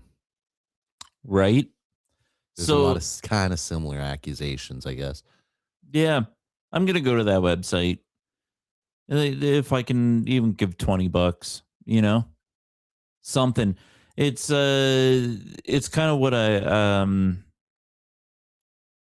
if I could do anything or give anything towards anything, it'd be that. And I've said it many times. If there's one thing we need to agree on as a planet, it's leave the children alone. Right. Just first and foremost, we'll deal with all the other bullshit later. Just this is the first thing we need to tackle. That can't happen anymore. Cannot. Strict. Yeah. Full stop. Full stop. Sex, children, big red X. No more. Adults and children not allowed. Mm-hmm.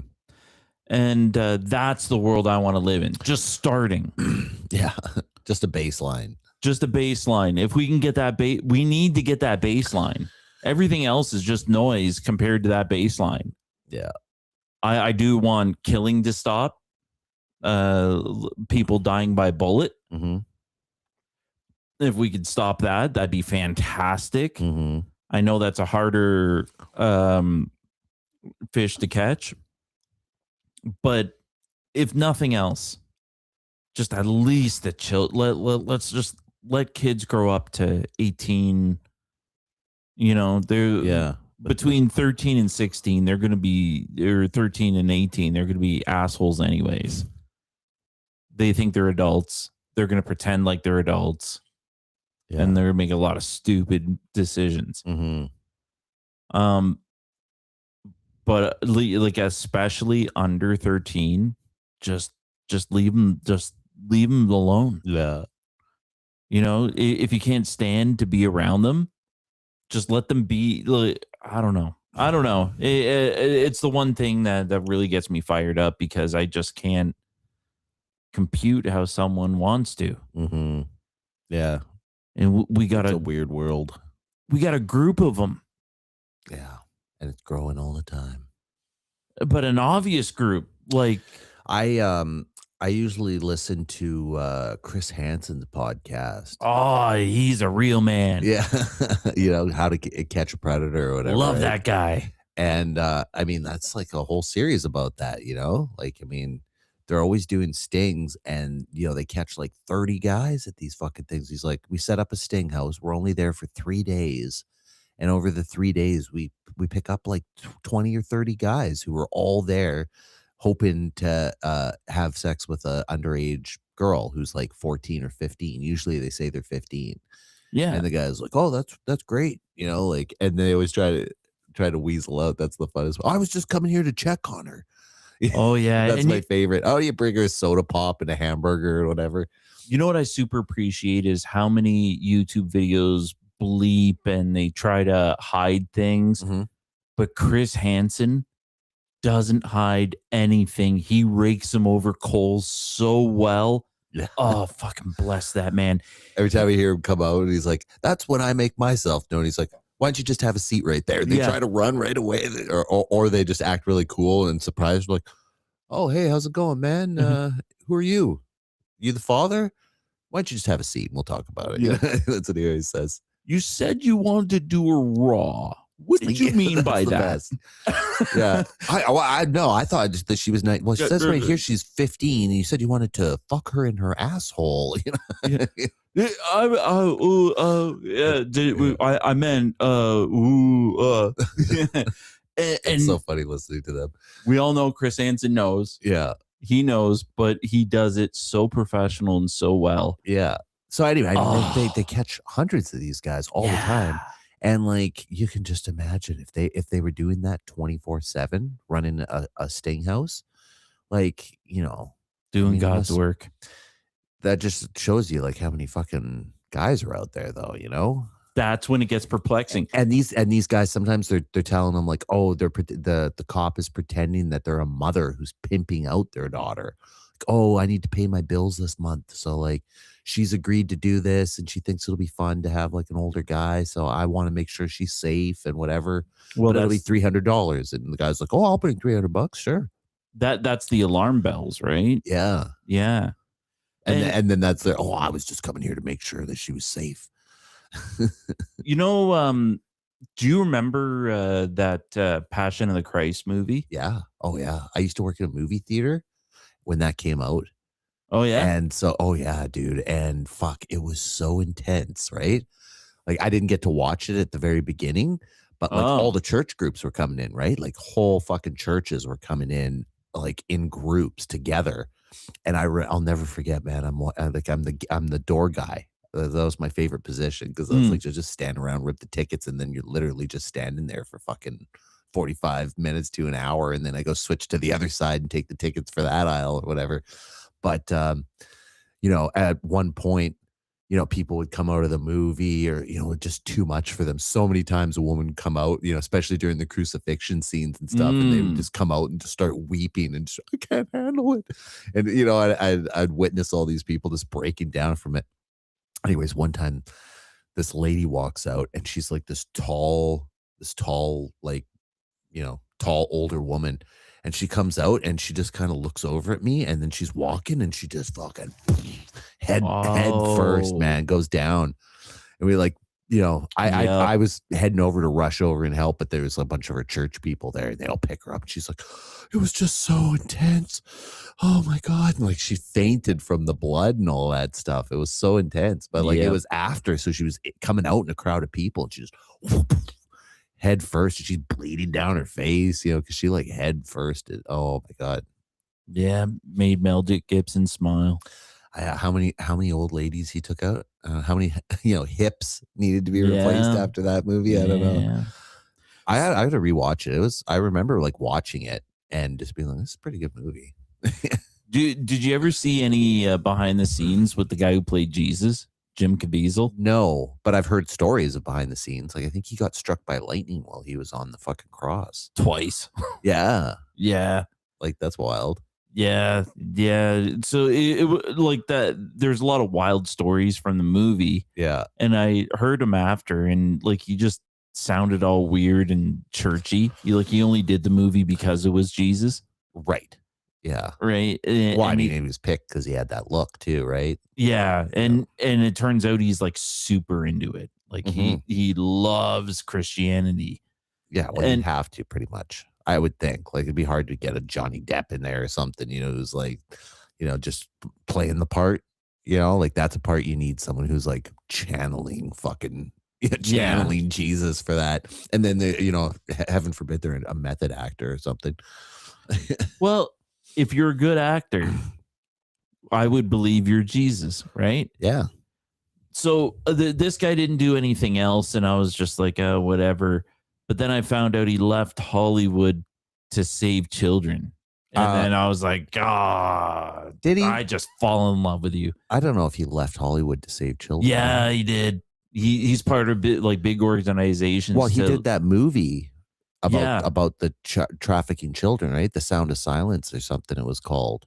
And it's about his organization of helping kids get out of Hollywood and being abused in there, or just anywhere. Oh, so that's his society? No. He does very good work himself. He played a guy who's a famous guy who's part of one of these organizations. Mm-hmm. So he played this guy who's a famous, child trafficking expert, and he heard the guy's story or read his book or something. It was like, oh, I need to make this movie. And then they made that movie, and no one could touch it. You couldn't see it anywhere. It wasn't allowed in theaters, basically. Yeah. You had to find certain screenings of it, and fucking, good luck trying to stream it. It was on no services. Still to this day, I've never seen it on a Netflix or fucking Disney or whatever. It's not on any of those. Yeah. They don't want it out there. No, because they do a lot of name dropping and fucking showing you how it's done. Yeah. Going through and this is what these people are doing. Yeah. And I'm sure it's just scratching the surface. He walks the walk, though. He's not fake. But I swear I had heard something recently. I think the guy that he was playing, I think possibly got charged or arrested or suspected or something of being part of the Ring. Oh, you changed teams? Yeah. Fuck. Yeah. That's a disappointing. Yeah. Well, I heard someone that was mentioning that name, and I was like, I think that's who he was playing in that movie. And they were like, oh yeah, this guy's been busted or at least implicated as procuring children. And what a better way to do it than be part of an organization that plans to be, stopping it.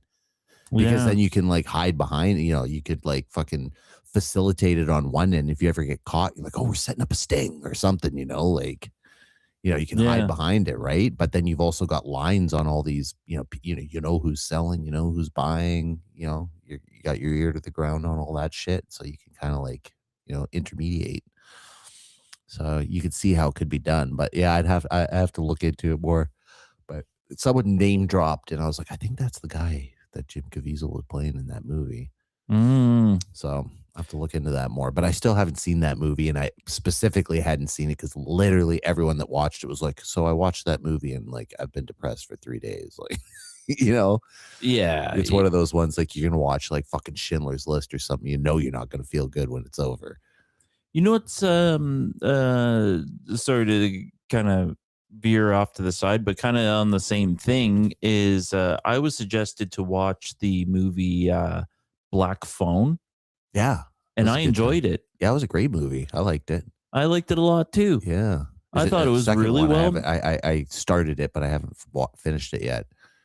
Yeah, I wanna see the second one, but I was like Ethan Hawke, eh? Yeah, And like I didn't think either way of the guy. Like, oh well, awesome, or Yeah. I like, hate oh, him. fucking Ethan Hawke. It was Yeah, okay, Ethan Hawke. It was like, where the fuck is Ethan Hawke? He was barely in the movie. oh, he's in the movie lots, but he just wears a Yeah. mask the whole time, right? Like, Yeah. for most of it. And then it's like, oh, he's showing off some acting chop. Oh, hey, that's all right, Ethan Hawke. Yeah, That's all right. And I thought all the characters were well rounded. yeah, Like they all had progression. It had a good ending. yeah. One I was satisfied with. Sure. And you're Yeah. like, where's this going? Is mystery and whatever. Yeah. You're like, what's this phone? Is this thing really connected or what? Yeah, And it's then the- he answers it. He's hearing it, and you're like, shit. even as an old man that has seen it all before, like I was like, the ghost kids in the phone. But like they still did it well. Yeah. Well enough where I wasn't so like this is cheese. Yeah. Like, okay, well, it's scary enough. Like they Believable. yeah. They helped him get out of there. Mhm. You know? I definitely liked how he was gonna run away, but then he remembered the one kid said, "You got to be strong enough for us and get some shots in." So he turned around and paf, paf, just a couple of shots to the face. Oh, that was sad. That made it satisfying. Yeah. Like I liked it a lot more. He got out of there. The police saved him. He saw his sister. I like that. The dad had a nice arc. I didn't expect that. I thought he was just going to be an asshole, but they like gave him a good backstory. Yeah. I don't remember all that actually. He was an asshole because his wife was and the kid's mother was psychic and could get all these dreams and all this stuff, but it made her crazy. Okay. She thought she was going crazy, and that's why the dad overreacted. Right. The mother killed herself. Sorry. Oh, okay. Okay. Yeah, committed suicide from that. Before he gets kidnapped? Yeah, well before, Yeah, like yeah, okay. many years before. Sure. So he's So a that- single dad. That's why he overreacted when he found out she had the dreams, and I that's see. why he drinks all the time. Yeah. Okay. He had a soft moment where he goes, "I don't want that life for you," Mm-hmm. and she's like, "Yeah, but we got to get my brother, your son." And I'm like, okay, and then it led you to believe he was going to turn it around. Mm-hmm. I hope so. You know, Yeah. and a nice story, cool. Yeah, it was a good movie. I liked it. Yeah.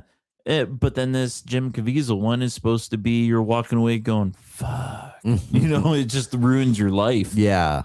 Yeah. Because I mean, The Black Phone is like, it's just a good movie. This, you're like going, it says Yeah. at the beginning, like, this is the true story, like, this is like probably going on at this very moment. You're like, oh my God. Like, it's like those starving kids in Africa. Like, I know that's going on, but I don't want to see that. Well, it's the same with Black Phone. I'm pretty sure that's going on somewhere in the world too. Child abduction and Sure. death, all of those things. But I think that's why what makes it an important movie is that it had that arc to it where it's like a little more digestible than Mhm. all these stories where the files. I've heard this idea that like basically serial killers were like created through things like MK Ultra, basically. Giving like- them signals. well, as like a psyop almost, like, oh, we need to create terror, right? But how do we do that? We need people who are gonna like go out and like attack people and kill people and whatever. But how do you make someone do that, right? Like you need people to think that that's going on out there.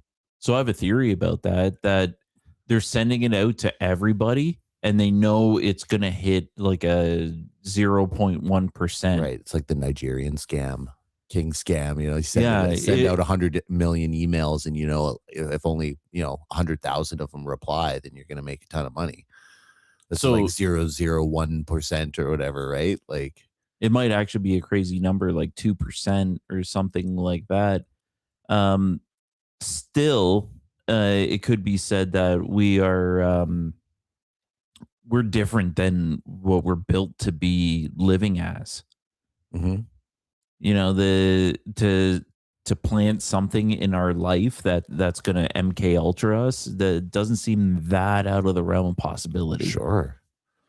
But at the same time, I was saying, like, it would take a special, it takes a special person to be a serial killer, right? Yeah. Like, you need a real dark side to you, right? But how do you get that dark side, right? It really takes a creation, like Dahmer and those kind of things. Like, I'm pretty sure he was like abused by his mom or something like that, like they usually have Sure. some sort of backstory, like they were raped as a child and then, they grew up to be like, cold and calculating and whatever. But just to put a counterweight on it, let's picture like the normal white family, but they have the one teenage son that believes is a gangster, goes out and gets a gun Mm-hmm. and kills somebody. Mm-hmm. And the parents are just like, I don't know. I've been trying so goddamn hard. Mhm. He has everything at his disposal, but he still went out and did this. I don't like, I've done all I can. He's got to go to jail. And like we're seeing more and more of that. I think like Mhm. I don't necessarily want to put it on the parents, with the exception of, did the parents parent the kid 100%? Right. TV is a very easy escape. How much is that utilized if that thing's full of MK Ultra bullshit? Yeah. You did do everything you could, but you also put it in front of this thing that was going to hypnotize him into going out and getting a gun, Right. or let the girl become promiscuous, or whatever is encoded in the information, Right. which I think is possible.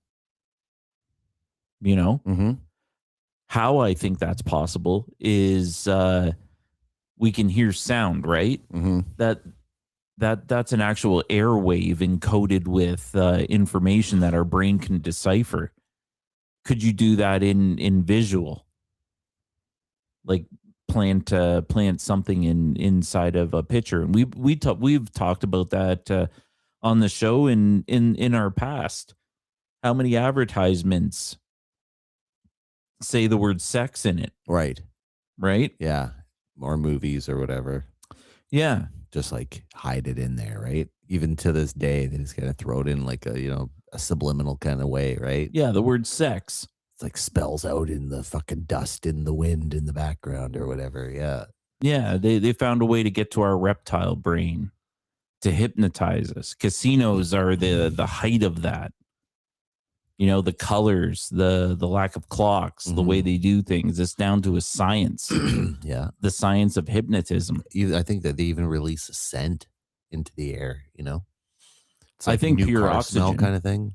Oh yeah, maybe it is pure oxygen or something like that. But it's something you can definitely, like ozone, I think, or something Yeah. like that, right? Like, Yeah, I it's- feel like I can smell it. yeah. Yep. Yeah, and the way every single machine operates, looks, Mm-hmm. that's all done down to a science. Yeah, that's your dopamine stuff, right? Like, Yeah. you want that like bright sounds and the you won. That's Yeah. how they know, like, you put it in, they can't just have like you win the jackpot. You got to win like just little, and so you keep going. You're like, oh, every like 5 spins you win, but you only win like $1 back or something from you. Every spin is $2, and after 5 spins, that's $10, and then you like win back $1.50. Oh shit! Okay, I Yeah. won 1,500 credits. You just spent 7,000. The hardest part about machines is that they will pay the money. Yeah. They are coded to pay the money, Sure. but at a percentage. Mm-hmm. So when it reaches 15, like it can give 15% of what it took in. Usually it's supposed to have a max. Like it can only get up to, say, you know, whatever, $5,000, and then it has to pay out, you know, like that's the thing that's programmed for. But before that, it should, I think by law, it's supposed to be that it's on random. It's like it has a payout time, but like it's not like supposed to like not be allowed to not pay out before 5,000. You know what I mean? Like you should be able to win on 1,000 or even like you know 200, really, right? Exactly. It will pay that money randomly. Yeah. And it is coded to do those kind of things, but you don't know when that's going to happen. No, which is why there's that strategy of like, you know, like you're saying, finding those ones that are about to burst. You know, someone's sitting at a machine, they've been playing it all night, and then they fucking leave after like 6 hours and they didn't win the jackpot. Well, that's when you sit down, right? But that's if you spend 2 hours on it, there's a way better chance than they had that you'll win the jackpot. You know what I mean? It's still not the way it's coded, though. It doesn't think I haven't done it in a while, I better let it out. It's truly random. Sure. You can sit after that person, but but that's what I'm saying. If there's some sort of, you know, there's a payout, like that's what the point of the progressive is, right? Like all the machines, it says like, oh, this one, you know, will pay out before $10. Like they have different jackpots. This one pays out every time before $10. This one pays out before 50.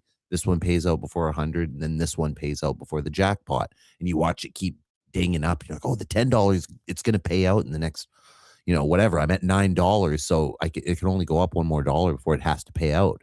The same thing, you keep an eye on all of them. Like if the one's at the 99, you know it's going to pay out at 100. You better sit at that fucking machine because it's a guaranteed win. Yeah, you know. Yeah, see that's why I hate machines. I fucking hate a strategy. And then there's also another thing. Like I used to watch these videos on how to like win at slot machines and stuff. Oh, yeah? Because I'm like a big time gambling wannabe addict. Like I've always studied all kinds of like blackjack and craps and like all these different systems and stuff like that. Oh, you got to hang out with us more. We go often. Do you? Yeah. You guys go to table games and stuff and the whole works? Oh, I do. Like that was what I was going to lead into. The wife likes slots, but I like baccarat. Oh, okay, cool. Yeah, I'm craps. I love the craps table. Like I have to go to like Niagara Falls basically because like that's the. Oh, they got a fancy table there. Yeah, that's the closest place you can play on a craps table. I think that in Brantford has a table. But, yeah. Other than that, I love their craps table at Niagara Falls. Yes. The whole thing is a video screen. The table, the sides, everything. Really? You didn't see that one? No, I've never seen that. I played on the old regular tables that they had there, right? I need to throw the dice. Because that's part of it. Yeah, that's part of this one. But they tricked it out where everything is a fucking video screen. Oh, when you throw the dice or anything. Yeah. Okay. I thought maybe it was digital chips or some shit. I don't know. Right, it knows when you throw the dice and it'll put like flames coming out the back, like as it rolls. Yeah, it's so awesome. Oh yeah, well we should definitely go. I was gonna say like fuck, you know, I used to go on my birthday, right? Which I just had like last month. Oh, happy birthday! Yeah, so I would have gone, but you know, my wife never fucking wants to gamble or something. But I should have thought about that because we should plan out a trip. Yeah, take $100 or so, and then like hit that craps table. Oh yeah. Me and my one buddy in the family, we had a fantastic day where we followed an old lady at a baccarat table. Oh yeah, it was an old Chinese lady that had the card, and was writing shit down. Oh, so she knew her shit, eh? Yeah, that's why my buddy said, just do what she does. Like, okay. And then we were following her. Man, I went home with $2,000. Really? Yeah. Wow. Yeah. That's awesome. It was that easy, you know? She knows what she's doing. I feel like the most I've ever won in a sitting is like $800. 800? Yeah. Playing blackjack. Blackjack? Yeah. But I think I only started at $50. What was how much do you have to pay per hand? $5. Oh, it was a $5 table. Yeah. I sat there for hours and would just grind it out. I used to do that. Like, I'd take $40 and go to the casino in BC where I lived, and we had like, a bunch of nice blackjack tables, $5 hands or whatever. So I'd sit down at that and fucking you grind it out over like 2 or 3 hours, spend 2 or 3 hours there, and I'd either lose $40 or I'd make a few hundred. That's how it always went. I always That's a nice trade-off. The other game I play a lot is Sick Bow. Okay. That's one I really like. And I also almost always walk away with money on that one. Mm-hmm. It's super easy to play when you figure it out. It's 3 dice.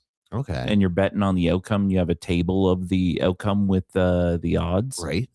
So if you get the exact number, the odds are like super good. Like if you usually like 1 to 6. Nice. If you hit a triple, it's 1 to 30. Yeah, see, that's why I like craps, man. When you get on a really good craps roll, Yeah. Yeah, and you could double your bet and get like really well, good there's odds. that one point where you like, you've got down like, say you've got $45 on the table or whatever, and like you're guaranteed after like 4 rolls, if you haven't hit a 7 or an 11, crapsed out, then you've got your money back at least, and you probably made $10, and then everything from that roll on is fucking gravy, and you're just like, please, if I can get 4 more rolls out of this, it'll make a couple $100. Yeah. I definitely like gambling. We travel. When we travel, we try to see the casino of the town. I usually do. Yeah. Yeah. I go to I've been in Mexico, and I've been in Italy and Germany, and gone to the casinos and bet the blackjack, and I usually go to check it out by myself because no one I know, I ever travel with, no one ever wants to go to the casino. But it's a neat. You get like more culture. I definitely like the Montreal. Montreal has a massive casino, multi-floor, and it's very French. Very French. I loved it.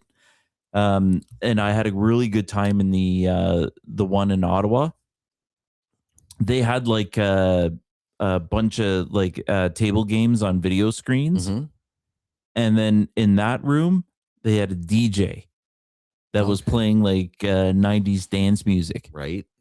And we went as a family, like as a big family. And we're all in that room, like we're betting on Sick Bow. Okay. And telling each other, bet on 3, bet on that, and cheering and like running. It was a great time, man. That was a good vacation. Yeah. Yeah. Well, we should plan that out. Yeah. Yeah. I wouldn't mind a craps run sometime. Next time my wife's going out of town for a weekend, I'll tell you, we'll be like, let's hit up the fucking casino. Oh, I know. My wife would go in a heartbeat. Yeah. Okay. Well, let's do it. Yeah. Plan it. Yeah. If you want, we could go to Niagara to use the super table. Yeah.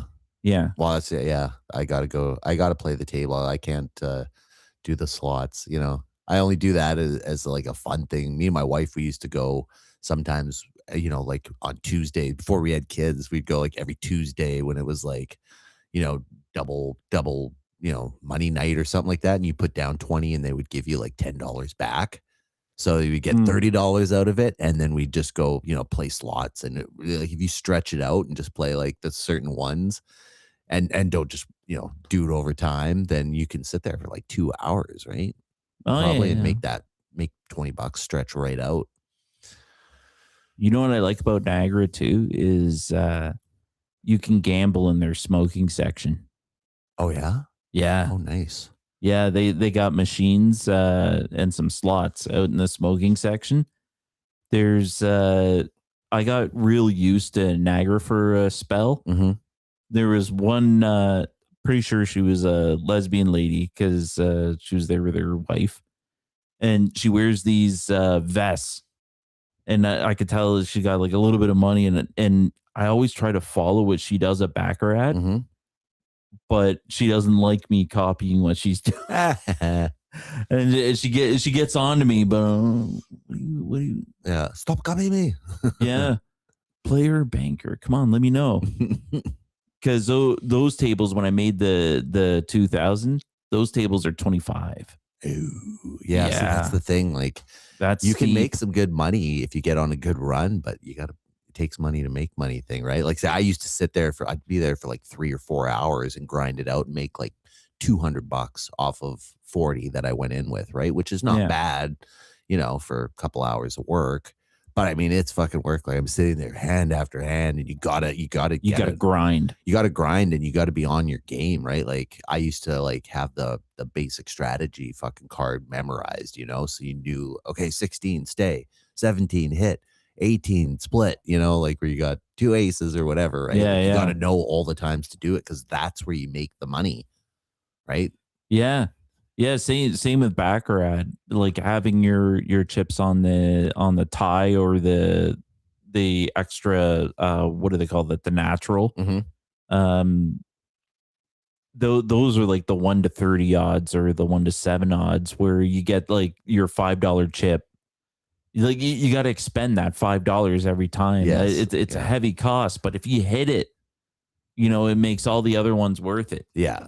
Yeah. So that's how I ended up walking away with 2,000 was because it was betting huge. Yeah. We were riding high that day. Yeah. We like chewing on ice cubes, like it didn't stood the whole time. $100 bets. Boom. Yeah. I know. That's where it gets fun. Where it gets fun. Yeah. And that's what I used to. I'd build up like 5, whatever. Then I'm like 10. Then I'm playing with $10. Then I'm playing with $25, and you're working your way up. But then you're up fast. It's hard when you're like, you work your way up. You've been working for hours. I'm like, okay, I got 3 black chips. Yeah. And you put 1 down, and they're like, okay, you've got 20. Dealer has 21. And they take that chip, and you're like, oh my God. You know how many $5 hands I could have played with that chip and made that stretch on, and here I just in a blank, it's gone. That's hours of work. I hate that feeling of after that happens, if you stand up and leave, that makes you seem like a pissy bitch. Yeah, you gave up. I know it's nothing worse than doing a big bet and then you lose, right? And you got to do that walk of shame when you get up. Or even worse, you like pull out the fucking fresh cash. Okay, here you go. Yeah. Buy me back, kid. Changing 100. Another, I love the players. I can say that. When I start learning the players. Yeah. One of my favorite guys was, he wore a football jersey and his sunglasses indoors. Mm-hmm. And he had a Down syndrome guy beside him in a cowboy hat. Too funny. Oh my God, they were good at playing Baccarat. He was cleaning up. He had a party around him. This Down syndrome guy looks like he saw the world. Yeah. He had that look on his face. Like, I don't give a fuck about nothing. I'm cooler than everyone here. And I believed him. Yeah. I totally did. I thought, that cowboy hat, it didn't look like it was because he had Down syndrome. It looked because he was a fucking badass. Yeah. And I bet you, they've got a real mind for certain things. Like when they're like, they're very, straight, fucking focused, once they get set on something, then that's it. Right. So I bet like his strategy or whatever, he just had it down to a fucking science, like bet here, hold there, I wonder if they like traveled from casino to casino, like nomads, no fixed address, just like cleaning up and partying. It used to be my dream when I was a kid, when I was like not even a kid, when I was like a young man in my 20s. I was like, I think I could make it as a professional gambler. I was thinking that. I'm like, well, if I take this much, I'll build up a bankroll and I'll play this. And then on Saturdays, I'll go to the poker tournaments and, play poker and whatever. Yeah, I thought that I could like round up enough. I was doing okay in some poker stuff, but yeah, poker's hard. Like it is and it isn't. I don't know.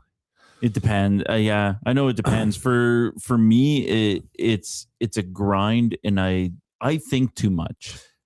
Yeah. Well, see, it's good to know the strategies, but then to be able to just play by gut, because like I'd play in like, these like small tournaments and stuff, and these guys would be like the guys that like watch all the games and fucking they've got their glasses and they study everything and they know every fucking strategy, and then you call on like a queen 5 or something like that, and then they go all in, and then fucking you win, and they're like, who fucking calls with the queen 5? They get so pissed off that you fucking went in with that, Yeah. You got three of a kind, your 3 queens pop up or 3 5s or something. Nobody goes in with the queen 5. Yeah. Like, well, I won the tournament, buddy. There's even more underground. Underground tournaments. They have even more cutthroat attitudes. Oh yeah. And I mean, you could get into some territory where people are cheating and shit by then though too. And you're like, that's why I kind of like playing poker at a casino. Because it's above board probably because the house only makes the money on the antes or whatever, right? Mhm. The players are the ones that make all the money. Yeah. So Yeah. Yep. yeah. So gambling. Love it. We'll have to do a gambling show next time. There's a new form of gambling out. Oh God, what is the name of it? I forget the name, but it is kind of like Proline, Okay. but for events in the world. Oh yeah. Polymarket. Yeah, that's it. Yeah. Yep. So You can bet on like who's going to win the next election, or like like how many votes are they going to win this seat in the Senate?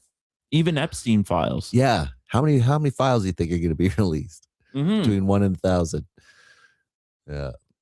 So is this app now influencing the world? Yeah. I heard some people talking about that actually just today. They were like, like this Polymarket thing is going to like, influence how people make decisions on things. If you're like, like there's already sports scandals, right? Where like, an MMA guy or something like, he blows out his knee in camp and then he's like, oh, fuck, I'm not going to be able to do this fight. But he's like, well, if I'm going to go down, why don't we all bet against me? And I'll go out in the 3rd round or whatever. And no one knows, like we can make a killing in Vegas. And then his whole team gets fucking, in on it. And like, apparently there's been a few guys who've been busted like that. And their whole team gets barred from the UFC. They're not allowed to ever fucking coach in it again or whatever, right? Yeah. Their gym isn't allowed in any events. And so you can just imagine now if Polymarket's a thing and they're like, oh shit. Well, if we hold off on voting on this bill for like another 2 weeks, then we can all bet on this and then we'll change our vote. We all make a killing if we vote yes instead of no. Yeah. Like who knows, right? Even something as simple as like live streamer is going to crash out on the next live stream. Right. Like, oh shit, I know that guy. I'm going to find him during the day and push him over into a puddle. Just tell him like, hey dude, just have a breakdown. I'll put $1,000 in your name. Yeah. Yeah. Yeah. You can throw that offer or you can just take all the money and push him in the puddle. Yeah. Right. Like, so now you're influencing the outcome by it, and it goes on into infinity, so we got to find one. Yeah. Yeah. Rig what we can. I say we'll just work on strategy and we should just become professional gamblers. Professional gamblers. Yeah. You handle the back rack table. I'll do the craps and the blackjack. Yeah. I'm sure we can make some money. I wouldn't mind going over to the roulette. I never play roulette, but like it seems fun, but I know it's I know all the odds on games and stuff, and like fucking roulette's like the worst. Yeah.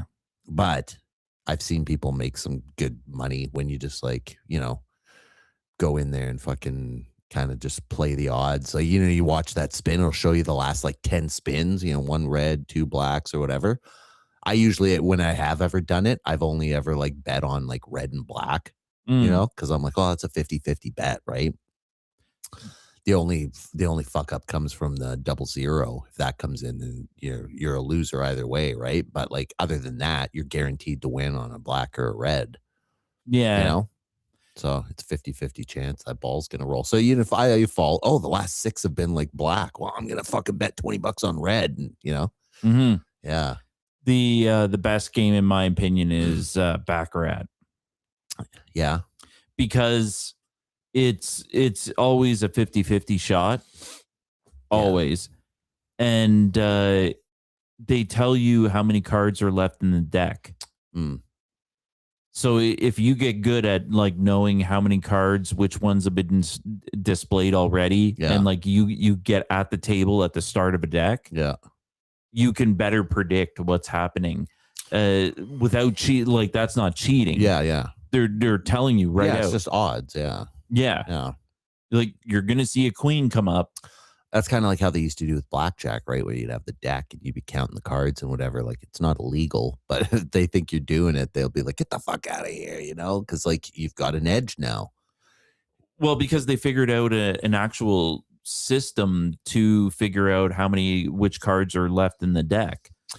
Well, kind of to give you an idea, at least of the percentage, right? Right. Yeah. And it was like a +1, -1. Yes. Or so 0. you're like the higher you are into the plus, you know, then the higher chance that you know, a low card will come down, right? And then vice versa. The higher you go or the lower you get on the scale, the higher the chance that a face card is going to come up.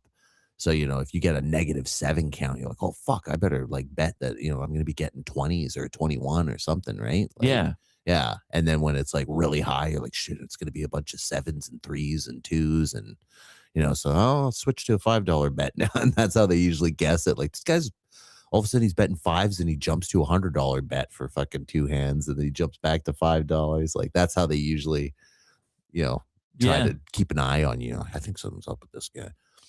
Yeah. There was a sitcom with that girl Aquafina.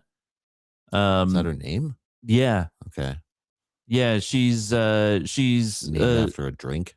Super famous Asian girl. Okay. Chinese. And the show was about her life in New York City and just as like an Asian American. Okay. It's very heavy on that content. And one episode was her going to the casino with her grandma on the bus. Right? Like she had nothing to do that day, so she accompanied her grandma there. And she was winning at the blackjack, and then someone said, how are you winning? Oh, it's like that app Number Bumble. And then she explained the system, and they're like, wait a minute, you're describing cheating. No, it's like the app, it's like the game. So like you can get trainers. Like I don't think that's out of the realm of possibility. You can get trainers to like okay, this card, that card, this card, that card. I said about the old lady that had a system with Baccarat where she was writing it down. Sure. There's a way. Yeah, and you'd think they would stop them from doing that kind of shit too, but they don't.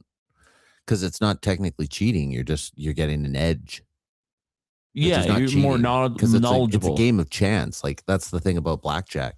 If you playing the basic strategy card brings the odds on the house to you 49% chance of winning against the house at 51, which is the best odds you can get in the casino.